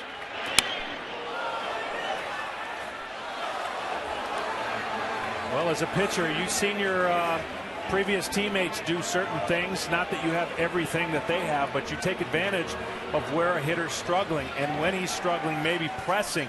What you don't want to do is put a ball in an area or the one area that might get him going and get him some confidence. So they've been moving the ball around on A-Rod. They've been pitching him hard in, and they've been doing a good job keeping him guessing, in my opinion, for a guy that has a lot of pressure on him. The 1-2 tried to check, but he could not. Field and Colbert rang him up for the second out. See, that's a perfect example of what we're talking about. That pitch right there on anybody, no matter who you are, a hard fastball in that he had to make a decision late, and he couldn't hold his hands from going after it. Let's go back to Craig. Well, as for that dropping in the batting order in 2006, as well as Torrey's recent comments and the book that Joe Torre wrote recently, through the years, A-Rod has refused to comment. Back to you, Jay. All right, thank you, Sags. Well, that's a no-win for Alex to comment on that. I mean, I like Joe Torre a lot. I didn't like the move. I didn't like pushing him down to 8th. He is a legitimate big-time superstar. You're going to count on him. I think the mental damage, that might be caused by that it wasn't worth it. I just didn't like that. A-Rod 0 for 3 tonight with 2 strikeouts. The Yankees have the tying run at first with Robinson Cano at the plate. He's 0 for 2. Well, if you're the Orioles and you go by numbers, some numbers lie, some numbers tell the truth. Your chances have increased if you can get this out and get a starter to go 6 innings. When a starter goes 6 innings, they are 71-22. That is regular season numbers, not including the postseason. So that is 1 out away from seeing if that stays to form. Fouled away by Cano, a ball and a strike. You got a base stealer at first base right now. Question is, do you turn him loose here? You also got Robinson Cano, a hot hitter, at home plate. I like to make my outs at home plate, but I can certainly understand the need to try to get into scoring position here with 2 outs. I think your best chance of scoring position is with this man at the plate, an Ichiro at first, and a 2-run homer or a gapper, because when you create a space. When you create a space for Cano, you just give the pitcher a little bit of, I know you put more people on base, but you give the pitcher an out to pitch around a guy like this with 2 outs. But I get it. Get a guy on second now with 2 strikes. Yeah, 2 strikes, it changes. All of a sudden now you might want to take the chance. You'll get a new count if you get thrown out. You take a chance on getting the runner started and getting to second base in scoring position. It's definitely a running count. He stole 29 bases, did Ichiro, between Seattle and New York this season. Cano waiting on a 1-2, which will not be made as Gonzalez throws over. In fact, Ichiro has stolen at least 20 in each of his 12 seasons.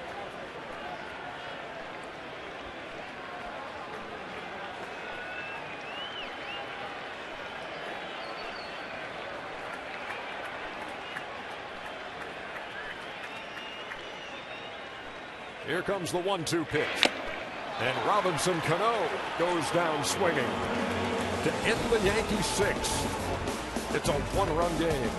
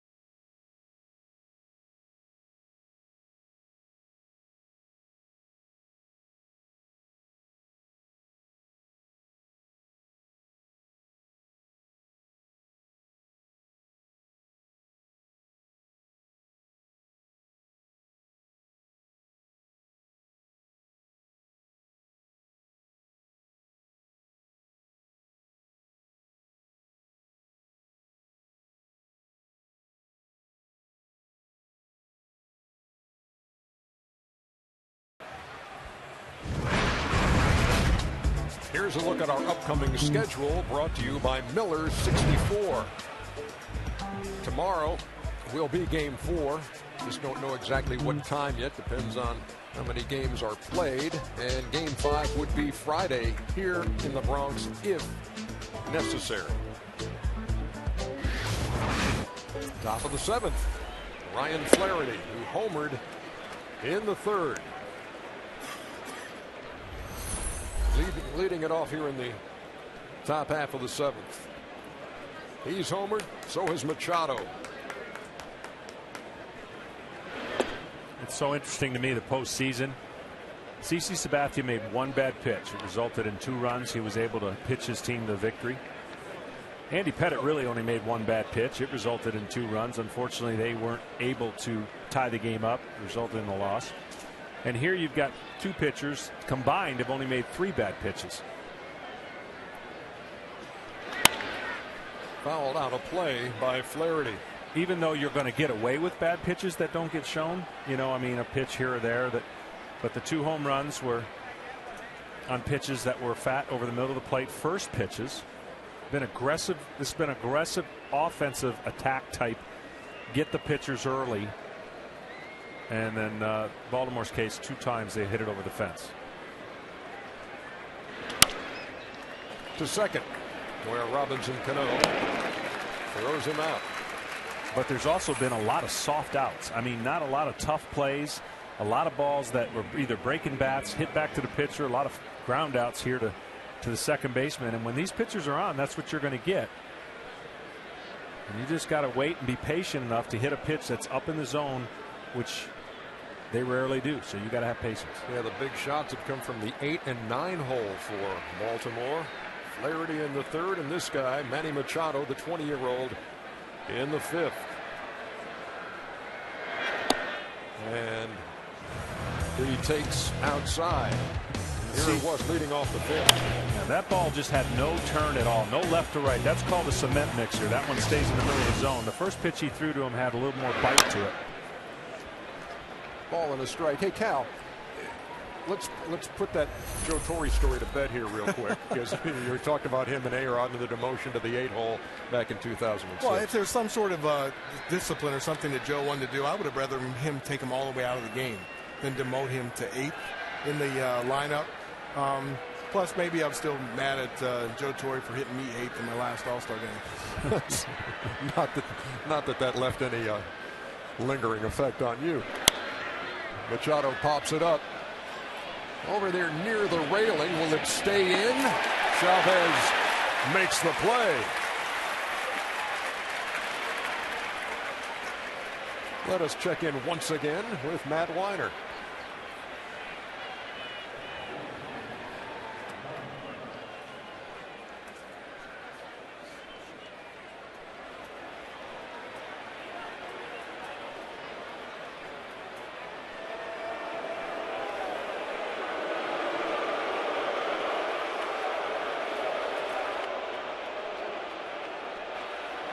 All right, thank you very much, Matt. Here's Nate McLouth. And as they showed this on the big screen, fans here at Yankee Stadium were booing this because that guy tried to make the catch. And there's our boss, David Levy, and Phil Kent, who resisted the urge to get the souvenir. But the guy in the black jacket was trying to fight Eric Chavez for it. Well, that ball was about 3 rows at one time foul. And again, the ball came back, and Eric never gave up on it and was able to make the play despite maybe the eagerness of that fan to try and get a souvenir himself. Yeah, I wasn't looking at the monitor this time. I saw the flight of the ball. It was a perfect angle to see the ball did come back. I never blame a fan for trying to catch a ball. You know, we have all those, maybe it's one back in 96 maybe. But yeah, maybe Jeffrey Mayer's an you mean exception a foul for ball, him. not a fair ball. That's right there. That's right.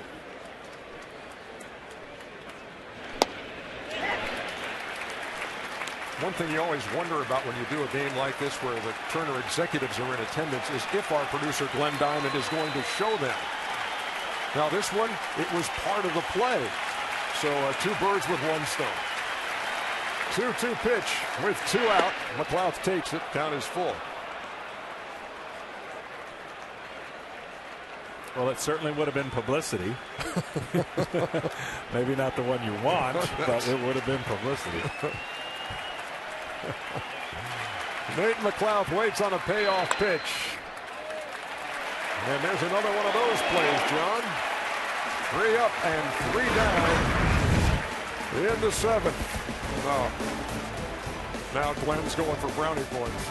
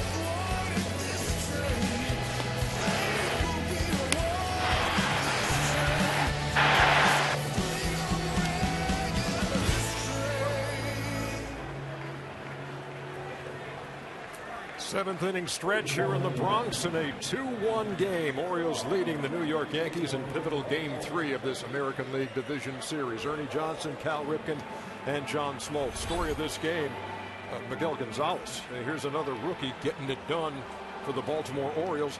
Only 1 walk in better than 18 innings in this park this year. Yeah, it's been unbelievable. I'll tell you what the starting pitchers are doing. They're making it, I don't know if you say easier on the managers or harder to determine how long to keep them out there. We all thought, at least I did, it'd be more of a bullpen battle, but each starter's done a great job. Still a 1-run game, 1 swing of the bat in this ballpark. This last 2.5 minimum should be something to see. Well, I mean, the pitchers are taking care of the hitters in this series. We thought going in there'd be a lot of home runs, a lot of runs scored. I even thought this game right here had the makings of more of a home run, a higher scoring game. But true to form, pitchers are dominating. We will see what happens here down the stretch as we go to the bottom half of the 7th inning. Keep in mind, another 1-run game. The Orioles 29-9 in the regular season and won a 1-run game in game 2 of this series. And in extra inning games, they've won 16 in a row. We'll see where we're headed before this night is over here at Yankee Stadium. Well, to take that even further, they're 54-23 in games of 2 runs or less. So you think about that, 29 victories in one-run games. The Yankees have lost 25 one-run games, yet this series has gone just the way the regular season has gone, as far as 9 games to 9 games. It's been a really well-pitched series, and execution on the team determines late whether they're going to win that game or not. 6 strikeouts on the night for Miguel Gonzalez. Hasn't walked a batter.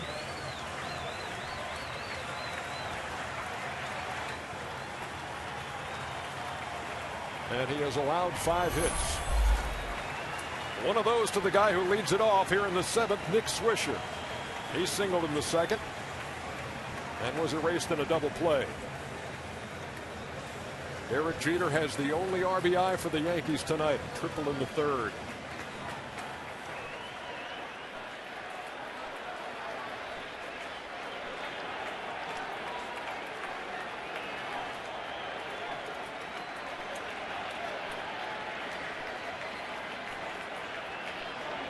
Swisher is ready. So is Gonzalez. And here he comes. Missing with the first offering, 1-0. Neither of these guys will take any credit, but 2 of the most underrated pitching coaches in this park have done great jobs with staffs that have had their injuries. They've had their changes. You take out a Mariano Rivera, you take out 2/3 of the rotation when they get hurt. Both guys, Rick Adair and Larry Rothschild, outstanding jobs with working with many different pieces to get their clubs in position to be a chance for the World Series. Swisher was fooled. Count 1-1. 2 splits right there. And again, if you look at his overall numbers, 5 Ks, he's just not picking up that split. Good fastball hitter, looks like a fastball coming up there, and then just dies. How pretty was that? A ball and 2 strikes. And there's a 3rd straight one. Do you throw a 4th straight one, John? Not if it's like that. He got away with that one. That one's not supposed to be where it front doors and it goes the opposite way. But yeah, you try to expand the zone. It's been hard to guess with this kid. That's how good of a job he's done. You know, nobody can really figure out, and then the hitters can't, the rhythm of what he's trying to do. He yanked that one way foul. He tries to sneak one piece of cheese. Dennis Eckersley back in the booth, and he's all over it. Go back to the split.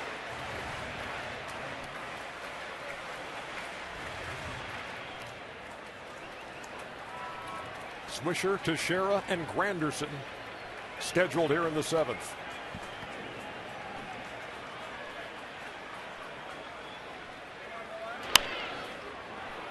Little pop-up. And that'll be out of play right near the Orioles dugout. Well, he repeats his delivery so well that that pitch is not recognizable. There's no deviation whatsoever. He doesn't jump towards home plate. Everything seems smooth and compact. And to be able to throw the ball up, down, and in the different quadrants, that's a great example. 2 pitches now up. Look for something a little bit down off speed after he sped his bat up with some fastballs. Or maybe go a little higher with the fastball.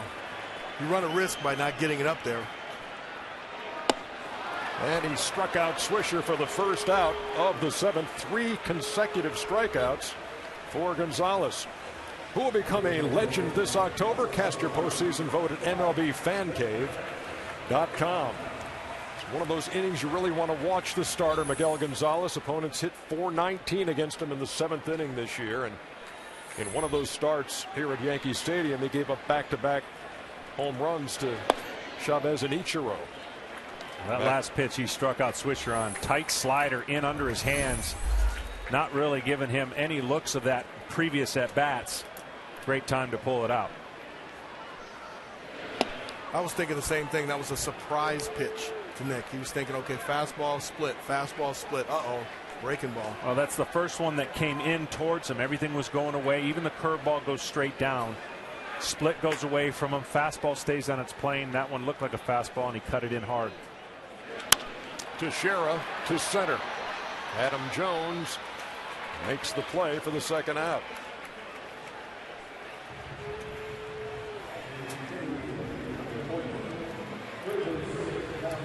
There are games pitchers get by with mediocre stuff. A lot of atom balls, guys just missing it, almost at a point where you could consider them a little lucky. These 2 pitchers tonight have not only been good, they've hit all their spots and really have just masterfully taken what their report is and executed it. It's one thing to have a knowledge of what a hitter likes and doesn't like. It's another thing to go out there and actually execute. Curtis Granderson is 0 for 2 and looks at a strike. Yeah, to your point, think of a loud out.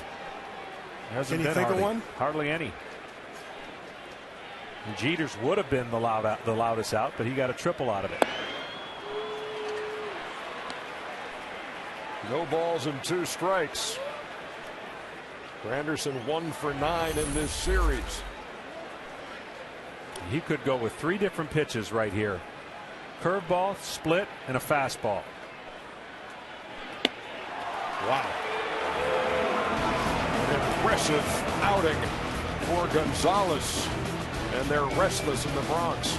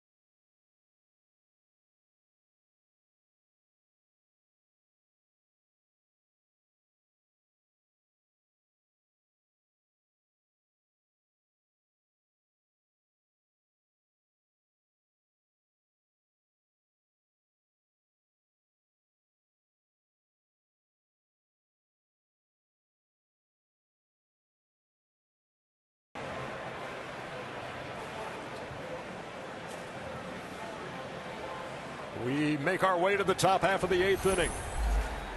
That is one cool customer right there in Miguel Gonzalez. Team Stream, it's the way baseball fans stay in the now. Head over to the App Store or Google Play and download Team Stream now. J.J. Hardy leads it off in the 8th. He's 0 for 3 with a strikeout and is 1 for 10 in the series.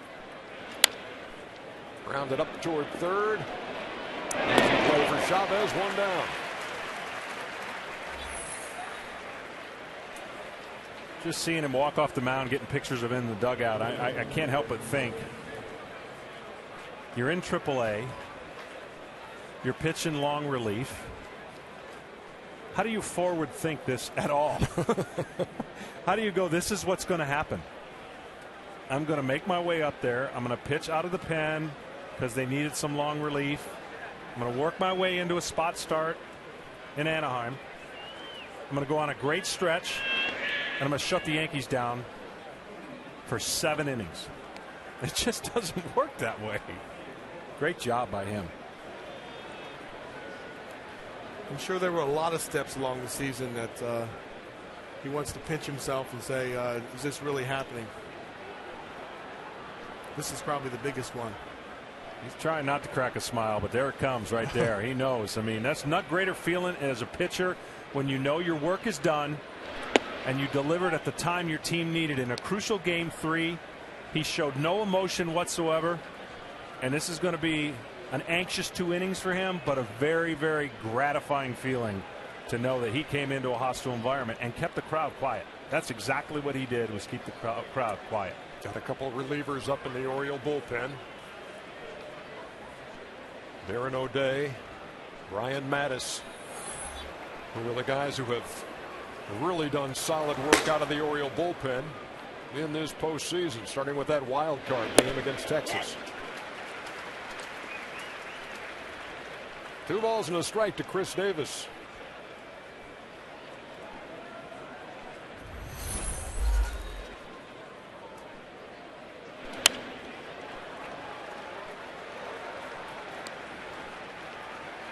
Now Gonzalez comes in here, John, after having won twice in the regular season here at Yankee Stadium, and then with the light shining their brightest in the postseason, delivers a gem for 7. He did. He just never threw that many pitches that were hittable. That ball is in the air to left field. Ichiro makes the play, 2 up and 2 down. And Kuroda's done the same. I mean, we're sitting here in a non-typical American League game with the time of game that we're currently at, and these pitchers have really made hitting not look so good. A couple of solo homers hit by the Orioles, but Kuroda has been impressive as well.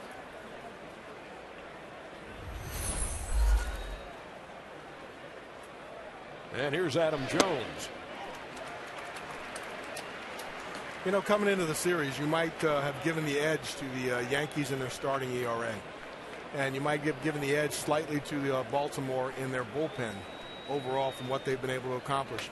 But Baltimore's starters this season, this postseason, have pitched to a 1.82 ERA in 4 starts. Here's Kuroda to Jones, who comes up empty. No balls and 2 strikes. Kuroda has set down 9 Orioles in a row.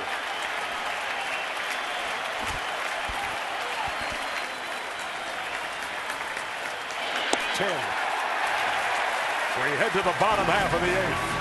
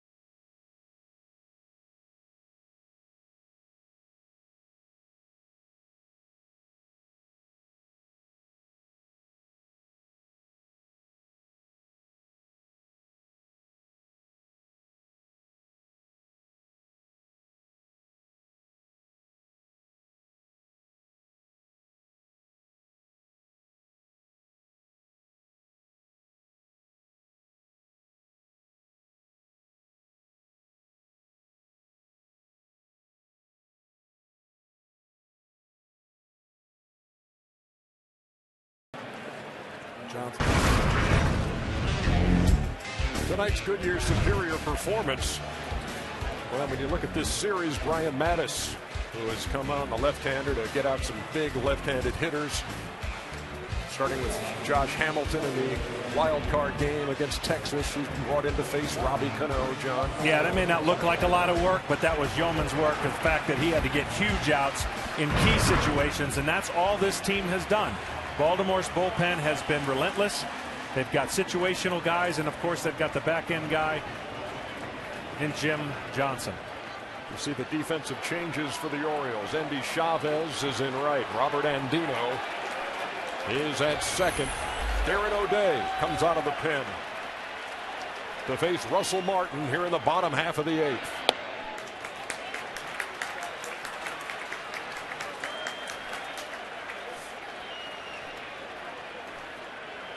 (7-1) record, great ERA. Really took off in the second half for the Orioles. He's equally as tough on righties as he is on lefties. Got a riser, a slurve, slider. And that's tapped to third.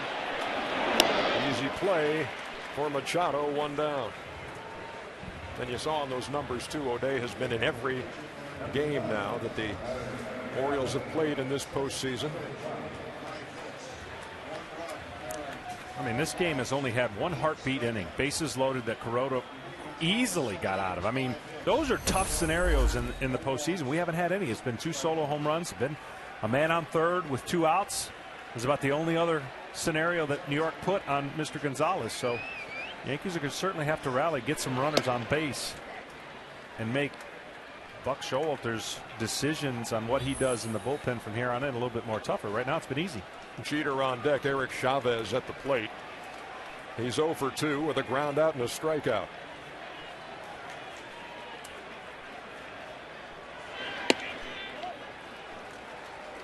Tried to bring it in the back door, but missed. A ball and a strike. And Mark Reynolds here, you can see Mark right here. He's shading the line. He's not guarding the line, not right on top of it, but he wants to be close enough to affect a double down that line. Manny Machado on the other side is not. In the air over there by third. Machado has plenty of room. 2 down.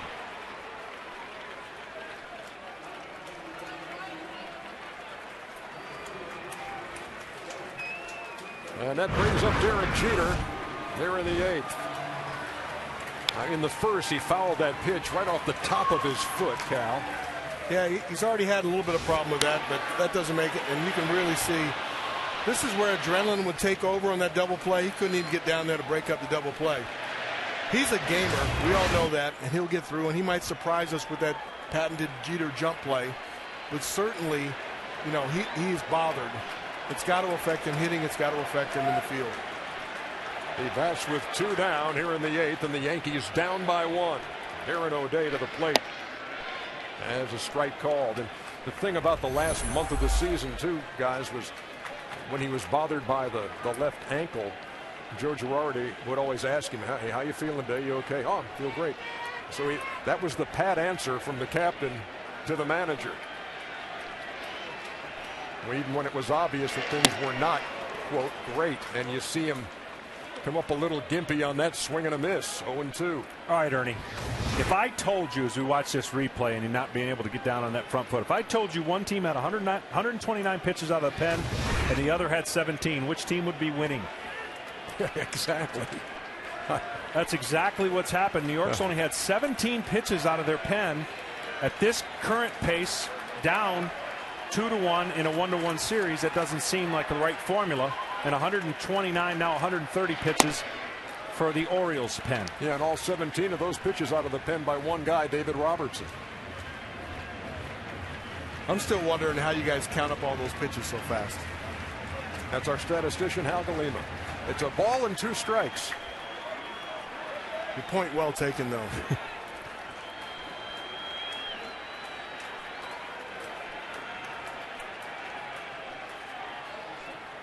Jeter waiting on a 1-2. And just fought it off. And the play made down there in the first base coach's box by Mick Kelleher.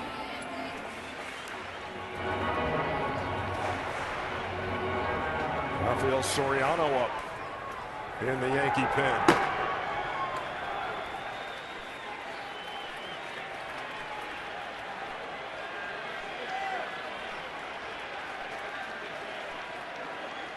The series lead on the line in Game 3 in a best-of-5 in the American League Division Series.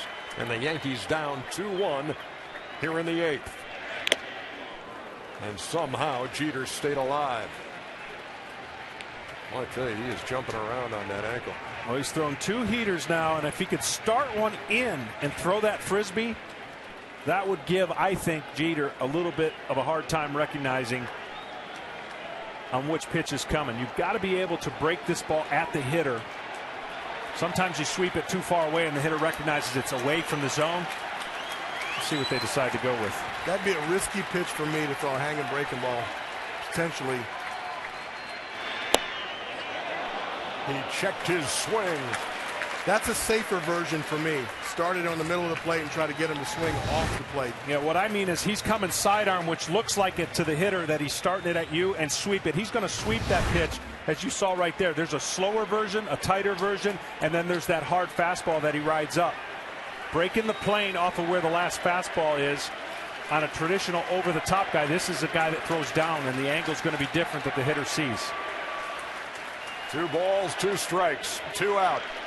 And Jeter goes down swinging for the 2nd time tonight.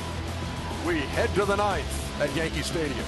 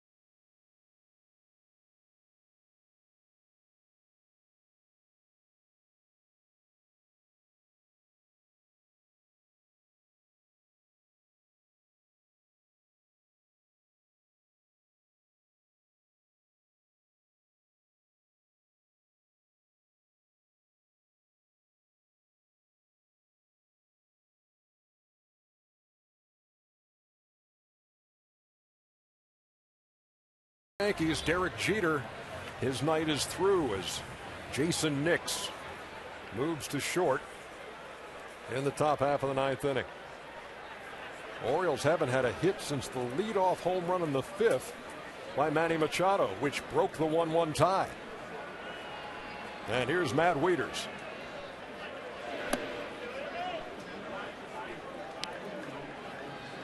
You got action in the Yankees bullpen. It's awfully interesting to be in your 3rd game in the series and your starter has basically carried the load And when you're going to need your bullpen for the first time, some of these guys will have not pitched in 7 or 8 days going back to the regular season. So it's the good and the bad. Your starters have been great, but then when you call on your closer and some other guys for the first time, you hope they're great.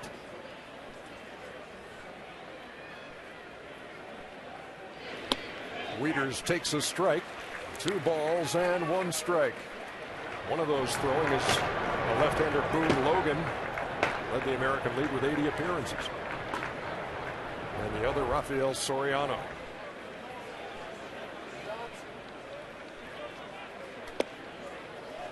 Three balls and 1 strike to Matt Wieters. And of course, on the Baltimore side, John, you got the guy with 51 saves to lead baseball in the regular season and picked one up the other night in Jim Johnson. And what are you thinking if you're a closer and it's a 1-run game, you're getting loose?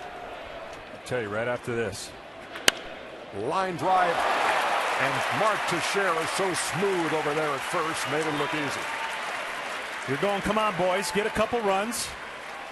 Let's get some, get a couple runs and watch this line drive that sounded great off the bat, but then ended in the glove.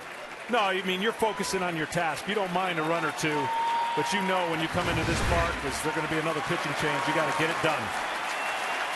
You talk about a good night's work. Hiroki Kuroda made a couple mistakes. It's a 2-1 game, and he leaves after 8 1/3.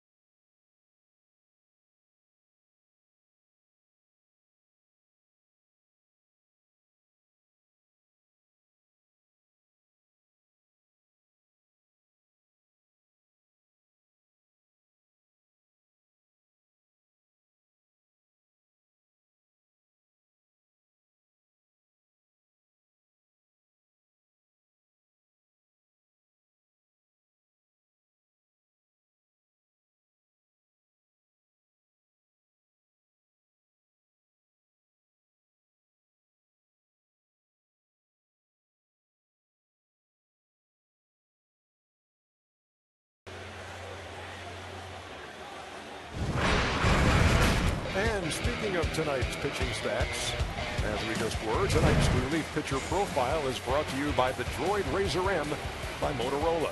Boone Logan on again. He's been a workhorse, John. He has. He's the more traditional lefty out of the pen. The other one they have throws kind of like O'Day. You got a side armor down there, but he has been in a lot of games. 80 games. Look at that record, 7-2. He's gotten a lot of big outs, and here he's primarily going to be in for one guy, it looks like, and that's Jim Thome. Thome is 0 for 3. Reached on a fielder's choice in the 4th. 5 hits over 8 1/3 by Kuroda. I tell you, the starting pitching just sterling on both sides here in game 3.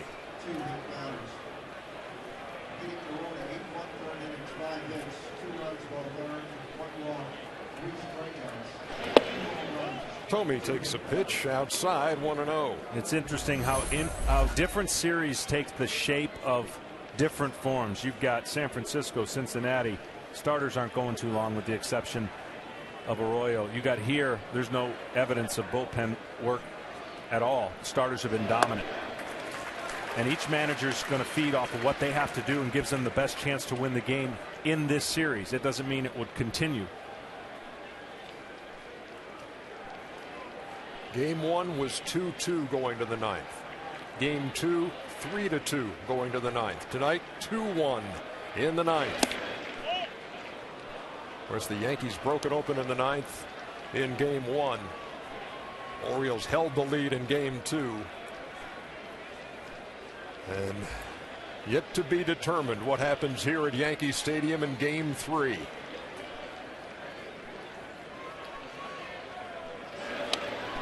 Thome waves at the 2-1 and the count is even. You know, both of these managers of the team, they watch and they read their pitchers on the mound. In our managerial meetings, I would ask, okay, after 6 innings, hypothetically, you have a 1-run lead. What do you do? And the first answer out of either one of their mouths is, well, I'm watching the game. I want to see where my pitcher is. So that tells you they don't have a pre-program. They're watching the pitcher on the mound, and they value that starter getting deep into the game. Third base umpire Mark Carlson indicating that Thome did not go. And the count full. You know, in this age of specialized bullpens, we have 6th inning guys, we have matchup guys, we have 7th inning guys, 8th inning guys. It's nice to see here you get two managers that are really gauging the starter and valuing the starter.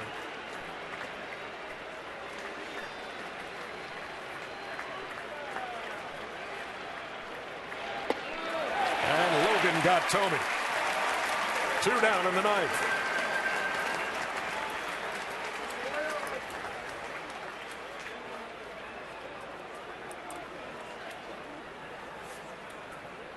So Boone Logan has come on to do his job.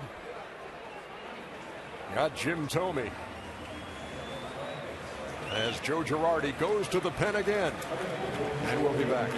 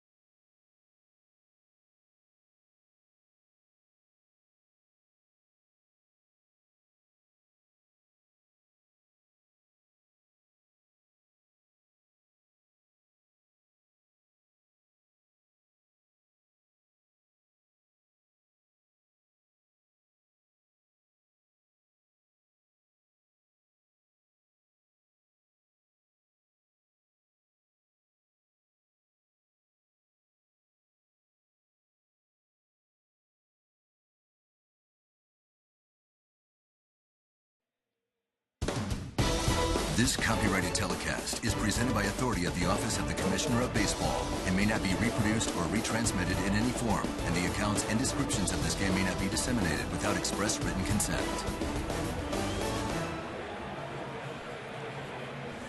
Top half of the ninth inning here at Yankee Stadium. 2 down, and Joe Girardi has brought on Rafael Soriano to face Mark Reynolds with 2 down.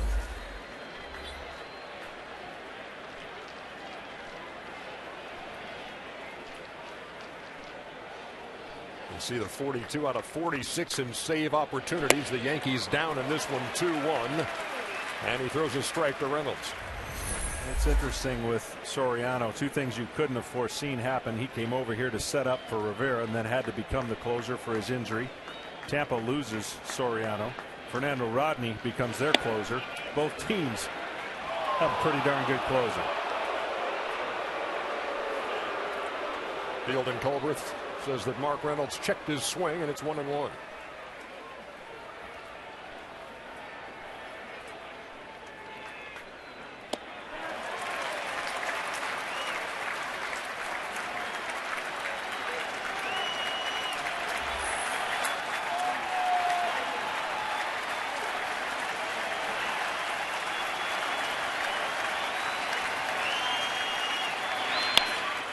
Reynolds fouls away the 1-2.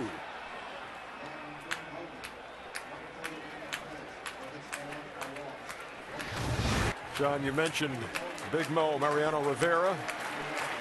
He blew out his knee shagging flies in Kansas City earlier this year and threw out the first pitch tonight. So his impact felt early on, and Soriano's impact felt here in the ninth. He strikes out Reynolds. Jim Johnson, major league leader in saves, trying to close the door on the Yankees.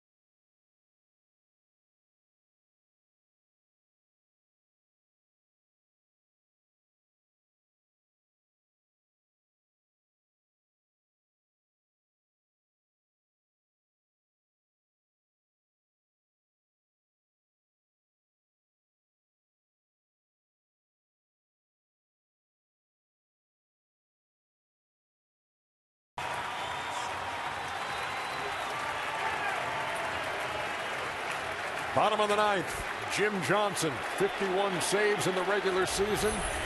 And he also saved game 2 of this series for the Orioles. And he will face the 2, 3, 4 hitters for the Yankees. I look for Ichiro to be aggressive on this first pitch. The reason I'm saying that I think they can be aggressive off of this pitcher is he throws a lot of strikes. I know it's tough to hit that bowling ball, but that just wasn't the pitch in the area that he wanted. In the air to left, Nate McLeod goes back and makes the play. 1 down in the ninth. Alex Rodriguez is due. He will not bat. Raul Ibanez will pinch hit for Rodriguez here in the ninth. You know, I had a sneaky suspicion the DH role, it might come down to this, especially the last couple of bats that Alex had against Jim Johnson, where it didn't seem to have a chance on that sinking, and that's a tough matchup for any righty. Ibanez takes 1 ball and no strikes. You saw the power numbers. He's got 19 home runs. Last week of the season, he hit a 2-run shot to tie a game, which the Yankees won in extra innings. And that ball is driven to right, and we are tied.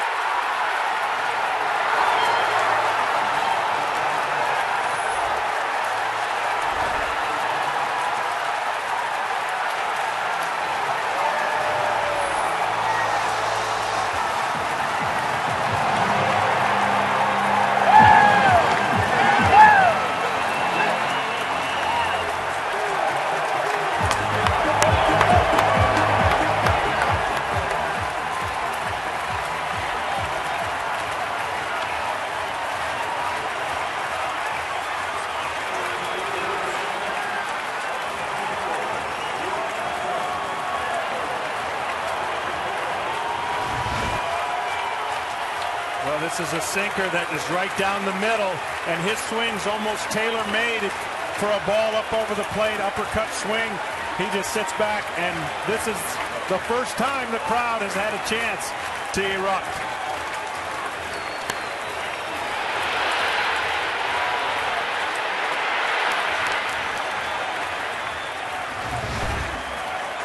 Raul Ibanez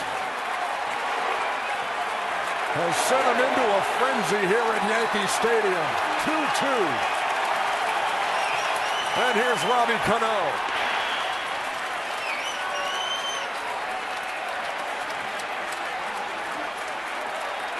That bowling ball, that concrete, whatever you want to call it, it drops more towards the barrel of the bat on a left-hander.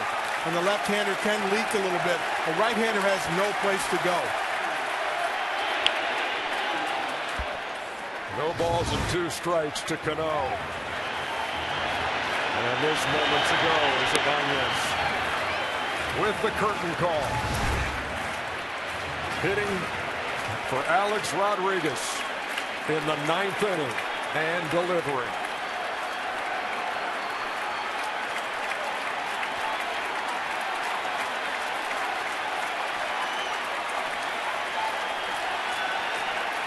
It amazes me that someone can come off the bench, having played all that time when you got your body temperature warming. I know they have batting cages. Line drive to J.J. Hardy for the second out. As I said before, it amazes me to come off there without a sweat. I know they have cages underneath, and to turn somebody's fastball around. A two-seamer, 94, 95. Big hit, big short swing. No doubt about it. Shooter Rivera Rodriguez celebrating the game-tying home run here in the 9th. Well, we've documented all the stats that we've talked about for Baltimore when they're winning. They have not, since 1900, they're the only team that has not lost a walk-off game this year. Swisher takes inside, 1-0. That's one of those that blows your mind and goes, huh? Are you serious? And it's true. 2 balls, no strikes to Swisher. New life for New York in the 9th. Swish has had the flair for the dramatics here, too. He has a couple walk-offs of his own.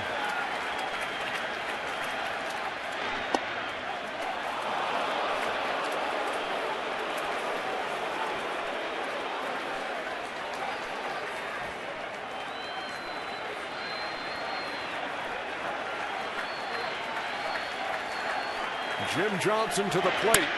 That ball is hit to left. And McLeod makes the play. But in the 9th inning, this moment tied the game. Raul Ibanez.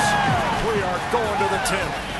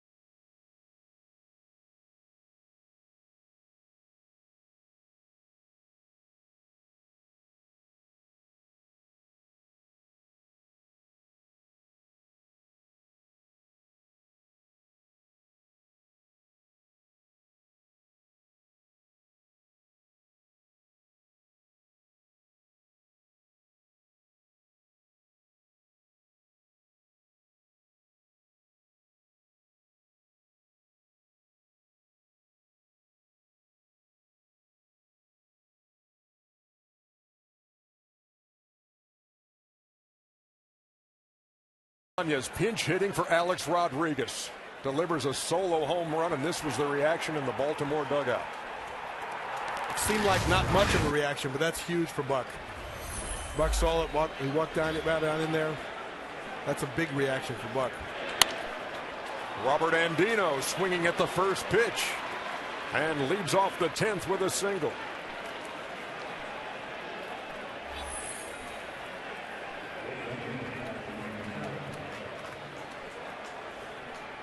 That brings up Manny Machado. Machado and Ryan Flaherty hitting home runs for the Orioles in this one. First rookie teammates to homer in the same postseason game in Major League history. And he lays down the bunt up toward first. Soriano will throw him out. Andino to second. He's the go-ahead run. Just a little bit of perspective again of what these Orioles have done in 9-inning games. At just 9-inning games, the Yankees are 88 and 64. 77 and 67 are the Orioles. That's how many extra inning games they had to win to get in the playoffs. That's a 12-game difference between the first place and second place team. So they have something special when they think they get extra innings. They have a feeling they're always going to win. Orioles are 0-2 in extra inning games against the Yankees and 16-0 against everybody else. We're in extra innings at Yankee Stadium in Game 3. And here's Nate McLouth. Go ahead run at second.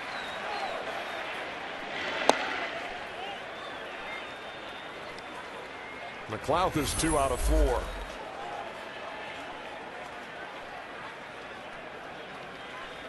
And 4 out of 12 in the series now.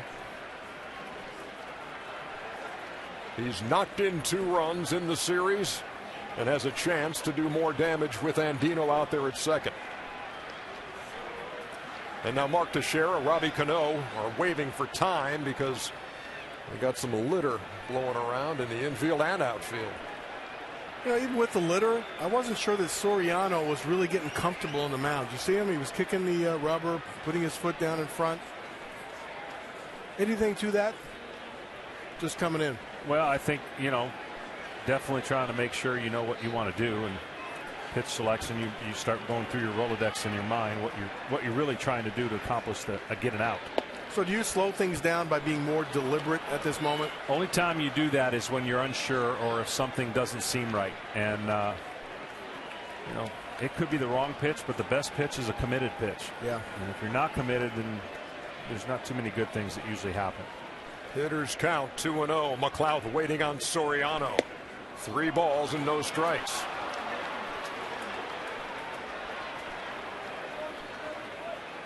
J.J. Hardy, the on-deck hitter.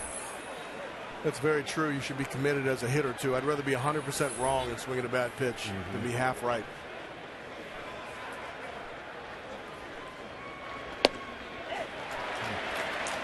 McLouth takes a strike, 3 balls and 1 strike.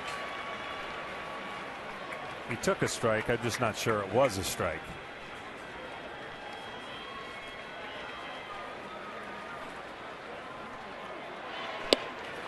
Count is full, 3-2.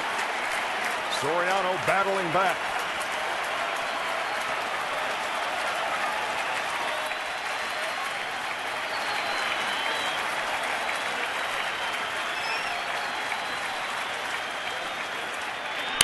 Line drive, double play.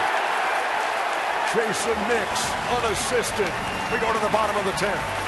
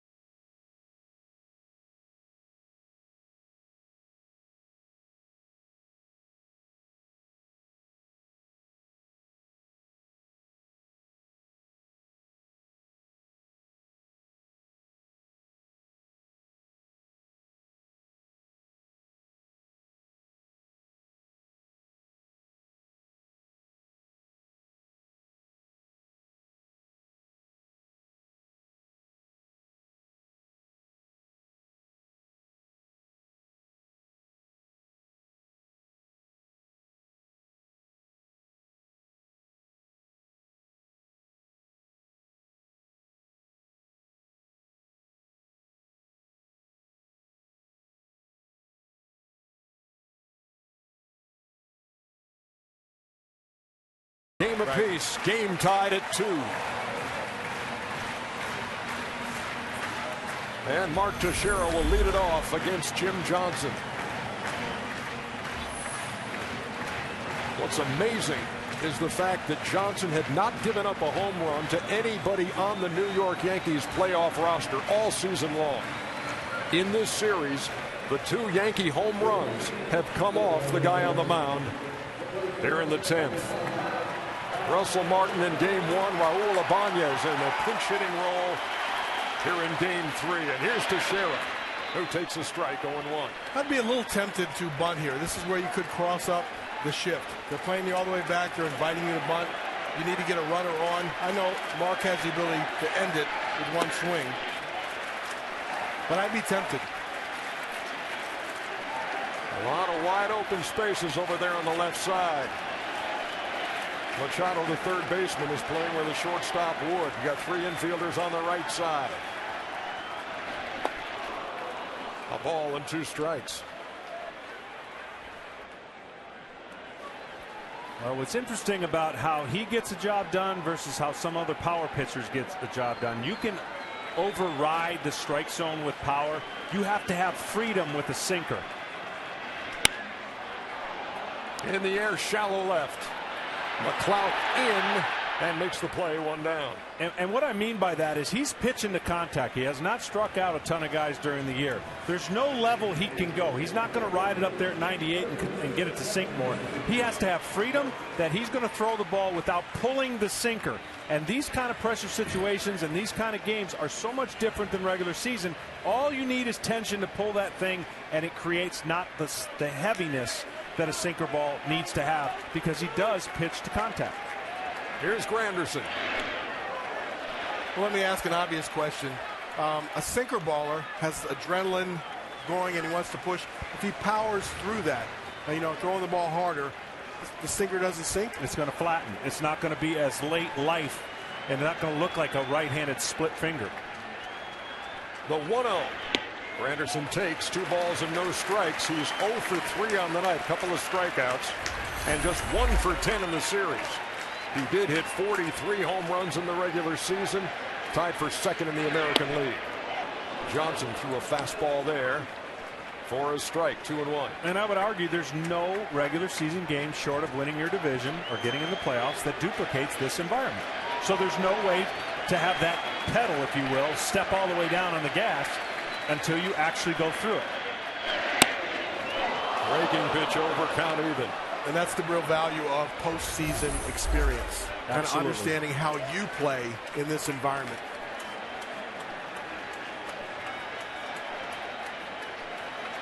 Here comes the 2-2. And Granderson strikes out for the 3rd time tonight. And the guy that we're used to seeing on the other side, Mariano Rivera, he did it better than anybody because it almost looked like nothing bothered him. He repeated that little cutter. It was like throwing a football, and he could get it to that pinpoint spot and just eat hitters up, and it never looked like there was too much going. He never looked like he overthrew it. It really looked like he was throwing a football every time he was out there, effortless. Well, here's Russell Martin. And he was trying to end this one the way he led to the end of game 1 when his leadoff home run in the 9th gave the Yankees the lead. They would go on to score 5 runs. And see, that's flat. That ball right there had a little bit more. This one's on the ground to Hardy, who will throw Martin out. And that is a 1-2-3 10th inning for Jim Johnson.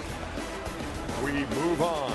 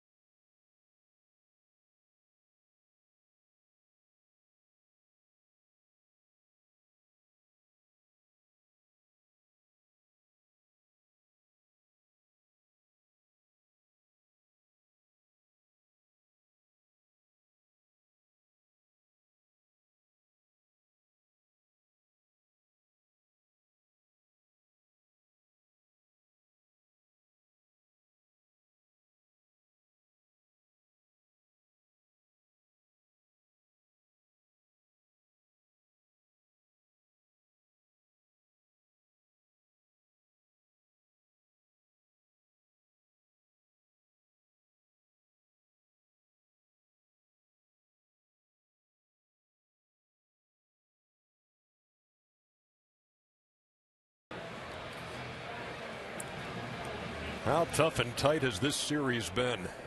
2-2 as we move to the top half of the 11th inning, and David Robertson on for the Yanks. Well, David Robertson always has and relies on his fastball. The last time we saw him, he threw about 70% curveballs. He doesn't have the velocity he once had earlier in the year. A stint on the DL, hurt himself, but was very effective in the one game he pitched in Baltimore. That record not reflective of what we're normally used to see. Good ERA and a good opponent's batting average.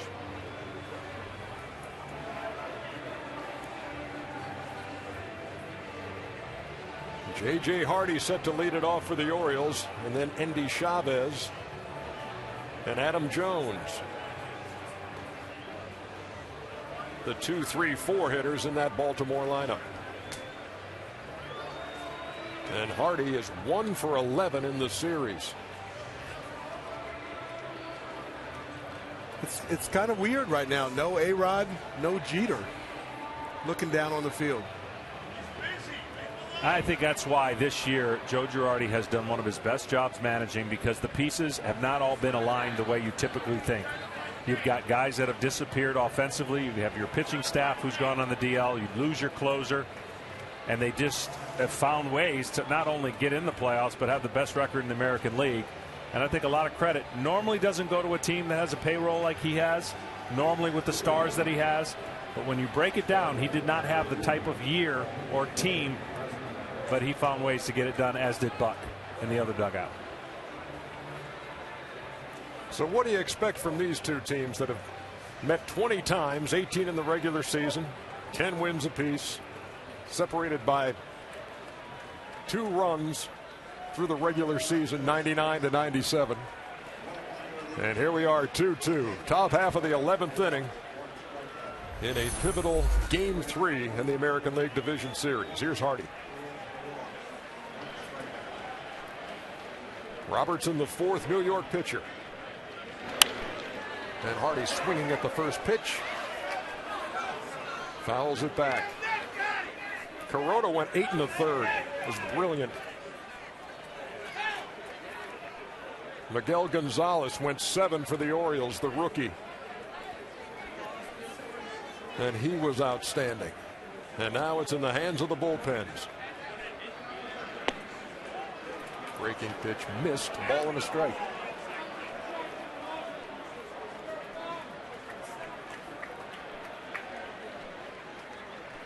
Jim Johnson giving up that pinch hit home run to Raul Ibanez in the 9th to tie the game. Along the line in right. Does Swisher have a chance? He did not get it. No, but I see who did. The guy with the Jeter shirt on. I'm sure there might have been a moment right there where he was like, "Herc, quick, give me the ball. Herc, somebody give me the ball." Wouldn't be the first time this year. I got a kick out of the umpire getting in there saying, okay, let me see if you got it. A referee in football getting in the scrum right here is Angel Hernandez down there. It's either help me up or give me the ball. He's jumping up like he recovered a fumble in a football game. 1-2. That ball fouled on the left side. Well, it's so deflating as a closer to give up the lead and blow the save, but it's so impressive to keep the game going. I just can't explain to you what it feels like when you have an opportunity to save the game. Next minute, it's tied. To keep pitching and keep your team in the game, that's why the Orioles have won so many extra inning games. It seems like their pitching gets better as the extra innings go farther and farther along. You know, everybody gets down too, because your expectations are you're riding your horse, and all of a sudden now you feel a little low. You got to pick yourself up. You got to go back and say, okay, we're still in this. That should be the general attitude when you're playing behind somebody that has blown the save. All right, Ernie, I got to ask you a question again, because you know this is as we look at this nasty fastball that cuts on the outside corner. What do I do? I got one more inning worth of scorekeeping. Then what do I do? You go buy a new scorebook that has more extra innings in it, like mine. Oh, I got room to the 15th in mine, but that sounds. I'm sure you'll improvise somehow. That sounds a little bit like an inside joke here. I'm on the outside. No. It's an ongoing saga of John and his scorekeeping woes. Here's Andy Chavez.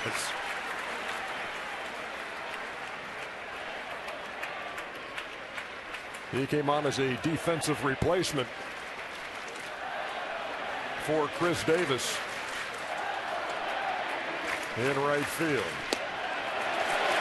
And he had an excellent look at the Raul Ibanez game-tying home run in the ninth. Robertson jumps ahead quickly, 0-2.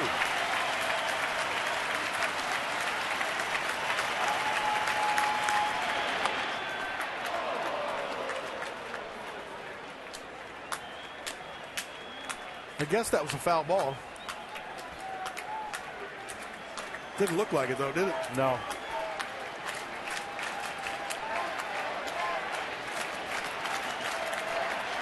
Well, this crowd early on in the night was pretty subdued. Miguel Gonzalez had a lot to do with that, but now they're dialed into every pitch. Up toward first and just foul. They just had a late wake-up call, that's all. Just enjoying this. But it's interesting watching the Yankees over the years. They have this calmness about them. And even when they were down 2-1 in the ninth, it never looked defeated in the club in the dugout. It's just a calmness. All right, who's it going to be? And it just happened to be Ibanez coming off the bench.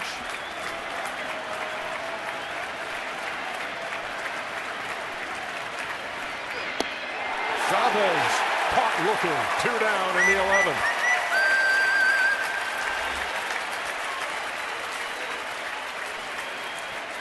It's so true, John. When you're playing against the Yankees and you're in this and it's all live, you have the feeling that they have it under control and you really got to get it going. Yeah. Well, this fastball starts out low and looks like it's going to go low, but it holds its plane. The last 2 strikeouts have been, you couldn't put it on a tee more perfectly for a pitcher than painting the corner. Adam Jones is 1 out of 4. A single in the 4th inning. Adam Jones does have 4 extra inning home runs this season. It's not the thought that you want to have in your mind to go up there. I think he's been thinking about that during the playoffs right now. He's been a little jumpy. And he has come through with the long ball for the Orioles 4 times.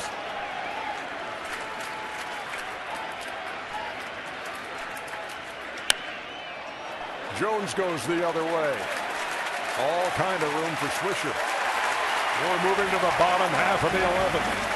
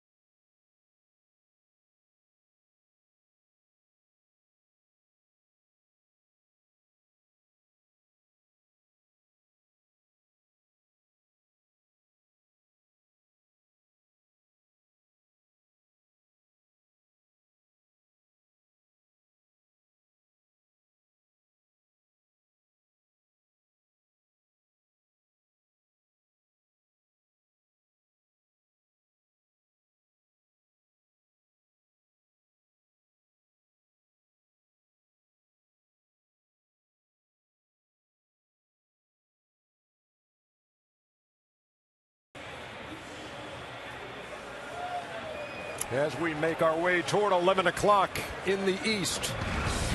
We recap what we've seen so far. Ryan Flaherty, solo home run.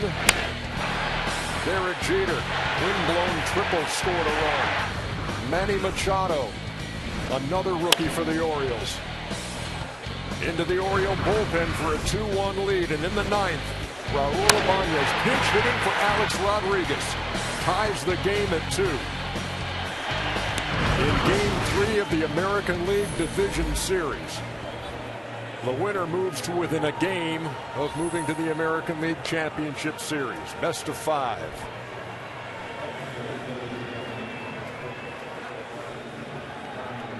And here in the bottom half of the 11th, Eric Chavez will lead it off.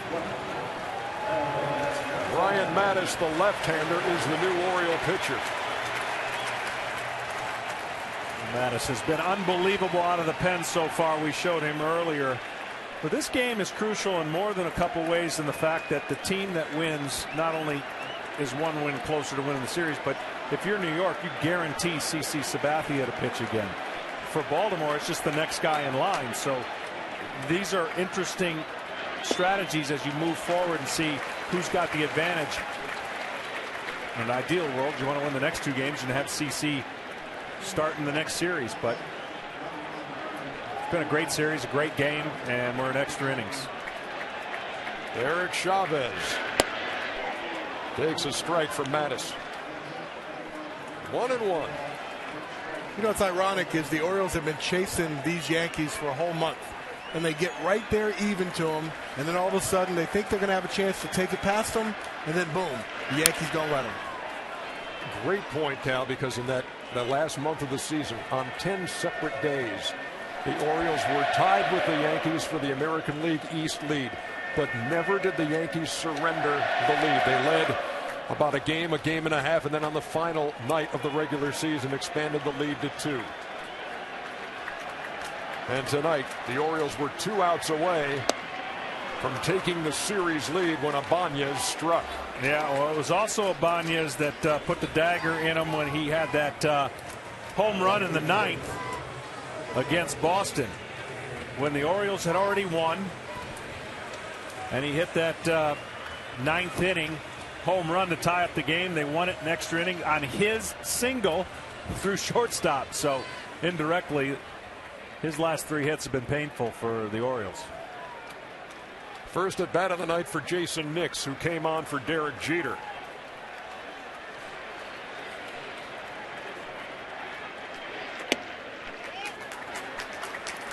Jeter had 2 hits tonight, also struck out twice, but also was hobbled a bit after fouling a ball off his foot. And Nix came on as a defensive replacement. He bats here in the bottom half of the 11th.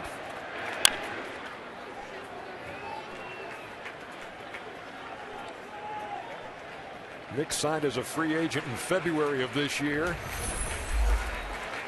Hit 4 home runs, 18 runs batted in. Hitting .243. He's played with the Rockies, the White Sox, the Indians, Toronto.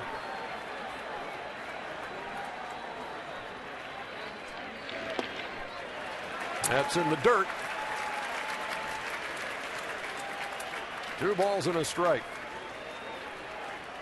You know, Mattis has been really well doing well out of the pen, but this stat right here is a reliever. Right-handed hitters are 1 for 21 off of him. Tex hit that base hit the other night down the left field line. That's the only one from a right-handed batter. Up and away, 3 balls and a strike.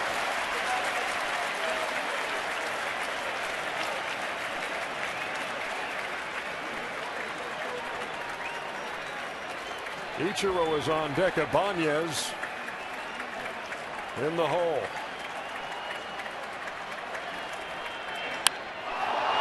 Fly ball left field. Nate McLouth drifting back on the track, shy of the wall, and puts it away.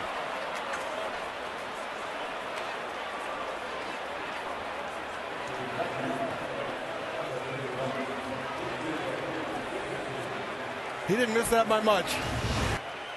3-1 pitch, a high fastball, just a little bit too high.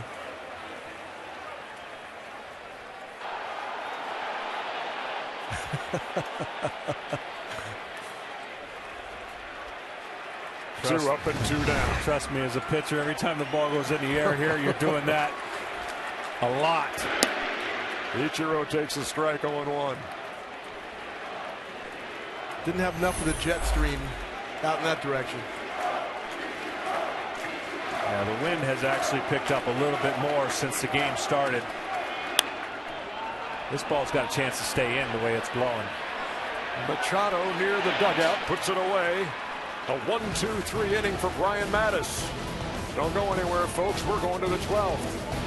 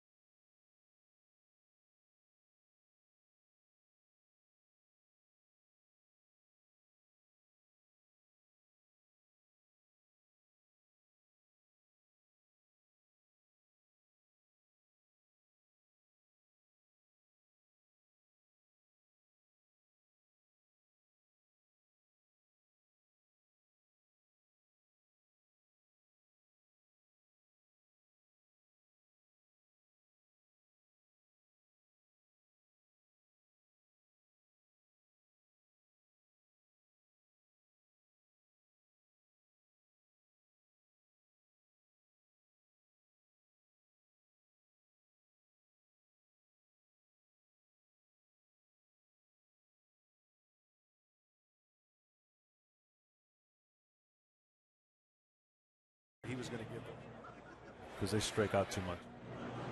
They're taking it out.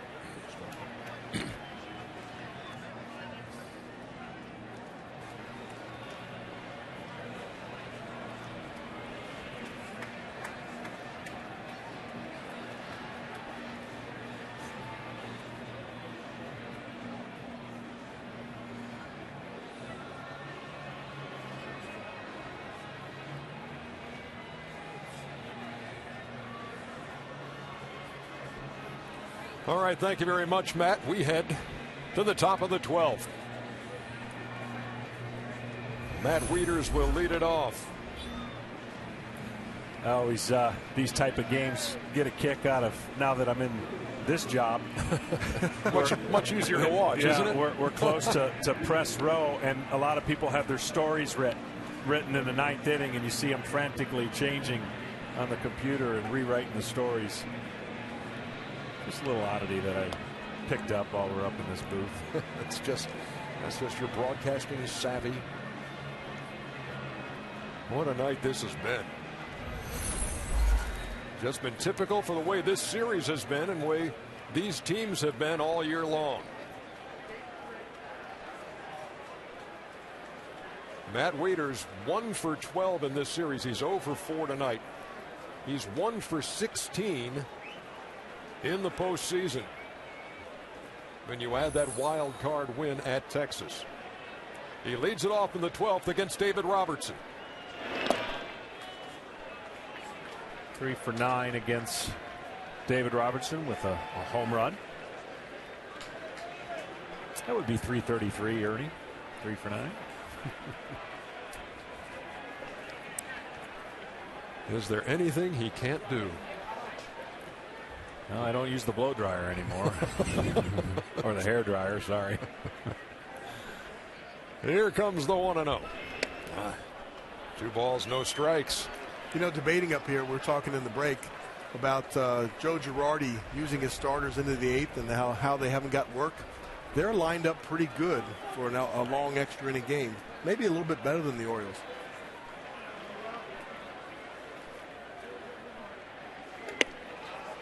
Three balls and no strikes. They did go to a couple matchup guys, so they burned a couple pitchers. But by and large, they haven't had much work.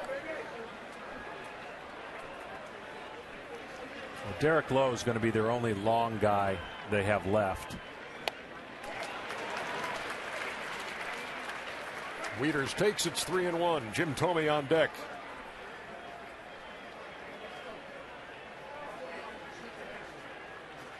And Yankees pitching coach Larry Rothschild at work.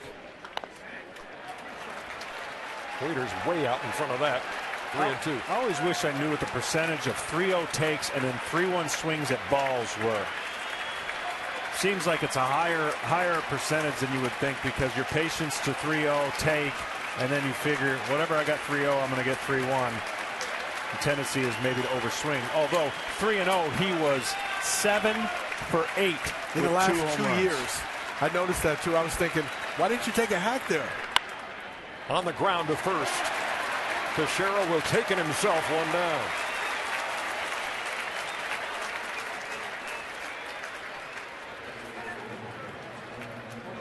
.3-0 in Yankee Stadium, short right field porch, 7 for 8 in the last 2 years on a home run. You are leading off the inning, so then you're caught in between. What's the strategy? Do I take to get on? I don't want to swing at a bad pitch. But he has the ability. Yeah, I think if you have speed, you take. If you have power, you let it go. Here's Jim Thome. The first of his 612 career home runs came at Old Yankee Stadium. That's on the ground wide of first, and look at Teixeira. 2 down.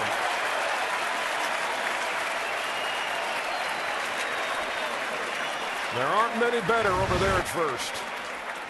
Well, this is just right into the shift. Cutter's in on his hands. I'm not so sure if Tex didn't get it. You see Cano coming from behind. Tex is so good at first base. I mean, as a pitcher, you just know if you cover the bag, you're improving your ERA with him on the field. Yeah, I was admiring his footwork. Good crossover step, 2 quick steps and a dive. He's got good range, good hands. He's the total package over there. Mark Reynolds is 0 for 3. Was hit by a pitch and takes a strike.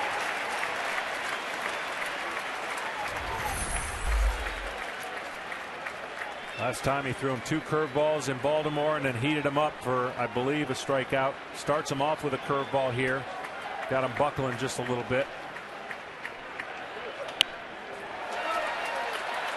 That thing is so high. Who's going to call it? Teixeira, and the ball falls in. That's going to fall on the pitcher's mistake right there. I argue pitchers should be able to catch that, but in this case, they're supposed to be traffic cops, and they've got to, when the infielders are surrounding that, they've got to determine themselves who should catch this. Yeah, my question is, the ball's this high in the air. Can Mark Reynolds get to second? Yeah, by this point, when Teixeira has called it, that'd be a blocking foul right there on the pitcher. He's just got to either get out of the way and make the call who's get it. It's the hardest play for the catcher. So it's either the third baseman or Teixeira who's going to have to catch that ball. Well, here's Robert Andino. After a great play by Teixeira, an E3 allows Reynolds to reach. I personally don't understand why pitchers are on the mound. They're familiar with it. You see more infielders trying to come across the diamond on a sloped mound to catch that ball that I've always said a pitcher should be able to catch, but that's just being biased, so I'll let that go. Yeah, I haven't seen too many pitchers that can catch that ball. 0-1 to Andino. Runner going. Tap to Robertson, who kicks it around and then makes the tag for the out. The Yankees survive a bizarre top of the 12th.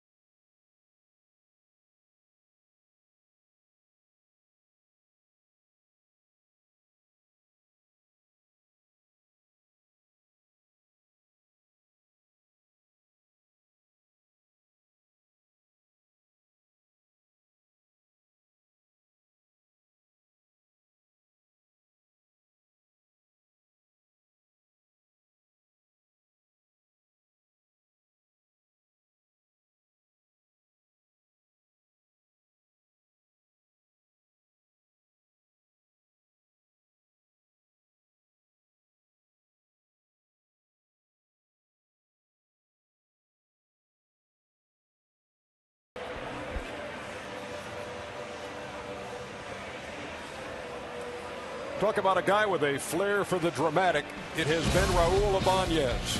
Last week of the regular season, 2-run homer to tie the game against the Red Sox. John, you talked about the fact that the Orioles had already won at Tampa Bay, and then in extra innings, he delivers the game-winning single. And then tonight, Orioles on top 2-1, 1 out in the ninth. He pinch hits for Alex Rodriguez, and look at this.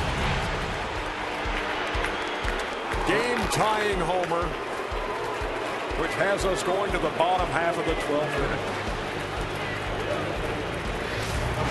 And here's that man again.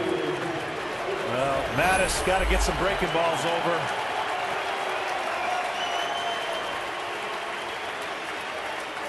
Which he has done, has made it tough on left-handers. Left-handers hitting 170 or below off of them since being in the bullpen. Did he do it again? He did!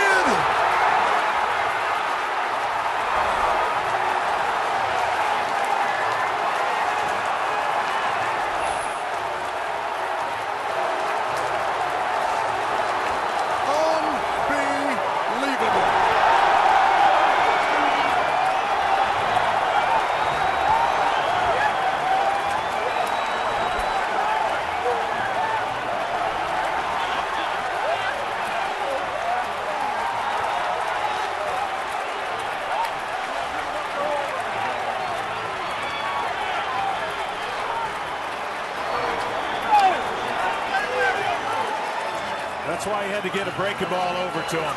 I mean, he was sitting on such emotion and dead red fastball. Throw a fastball up. All he does is get the barrel of the bat to it. Great moment for them. Tough one for the Orioles. They hadn't had a walk-off win against them, the Orioles, all season. But in Game 3, Ibanez did it to him for his second home run of the game. This one coming in the 12th. You were so right, John. Right here, he was dead red, sitting on the fastball. Wasn't going to let one go by. All over it. Long home run.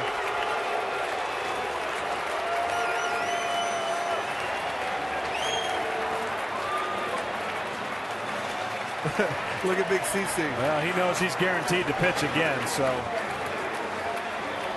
You think that's what he's thinking?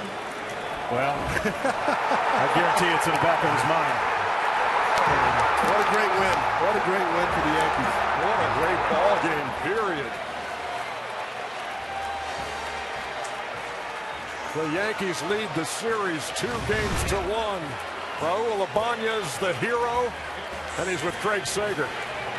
Well, Raul, you have previous postseason experience here in Seattle, 3 with Philadelphia, but this goes down as one of the greatest performances in the history of the Yankees in postseason play. Tell us in your words what it was like. It's a great experience. You know, we do it as a team. We stay after it. You know, I'm blessed to have the opportunity to come up like that, and we do it together. You know, it's about a team and it's about winning. All right, where were you all game? And how did you find out you were pinch hitting for Alex Rodriguez? I was down in the tunnel, and they said I was hitting second. So I just tried to get ready to put a good at-bat on him. You've been in the stadium before, 2009, with the Phillies. At that time, these fans were booing you. Tonight, you're one of their favorite Yankees of all time. What does that mean to you? Well, thank you. These fans are amazing. And, you know, their support all year. They're out here all year. They're cheering. It's a great place to play. And like I said, I'm a blessed man. I'm a blessed man. I get to play for the Yankees. Great group of guys and the greatest organization in sports.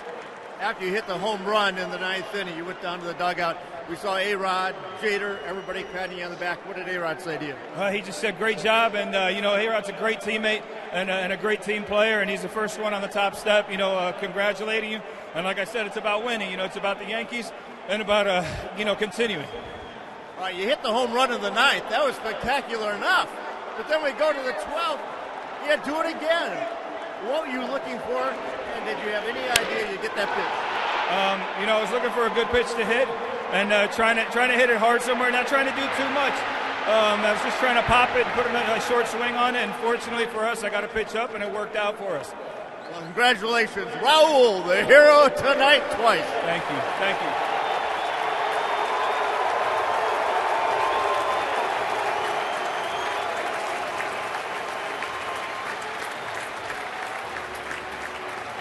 Well, what a moment, what a couple of moments for Raul Ibanez here in Game 3. They're in no hurry to leave Yankee Stadium. Well, this is a tough vote, very close balloting, but tonight's Chevy Player of the Game, the guy you just heard from talking to Craig Sager, Raul Ibanez. What?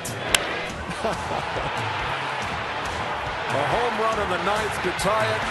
A home run in the 12th to win it. In the regular season, 11 of his 19 homers had come in the 6th inning or later.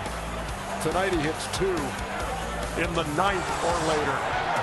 And the Yankees lead the series 2 games to 1. That might get him a few more at-bats for the next couple of games. This was awesome stuff here tonight. Yeah, it was. And one of the things that this time of year, there's going to be somebody super happy and somebody having to get up off the mat. And I think with Baltimore and Buck, they're a team that can get right back up here and play tomorrow and be in position to help themselves win another game to keep this thing going. And be interesting to see who they pick. But for New York, again, they just always, no matter what the scenarios, looks like, hey, we got this in our back pocket. They don't get carried away, and they're used to the moment. Yeah, the momentum that is built from this, I'm starting to think this has got to be one of the toughest challenges for the Orioles to come back from. They've been resilient. They've jumped back. They haven't been putting pressure on themselves. But, man, this is a momentum-building win for the Yankees, and it's a challenge for the Orioles tomorrow to forget this. It's not going to feel good, but they got to come out and continue to compete just as they have in the first few games of this series. They had won 16 straight extra inning games after losing the first 2 this season to the Yankees. And they've lost to the Yankees again in extra innings. This one in the playoffs, this one in 12. The final score is 3-2.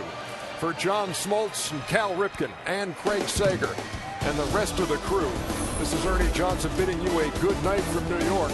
Following a quick break, we'll send you to Matt Weiner in our Atlanta studios. TBS, your home for the Division Series and the exclusive home of the American League Championship Series.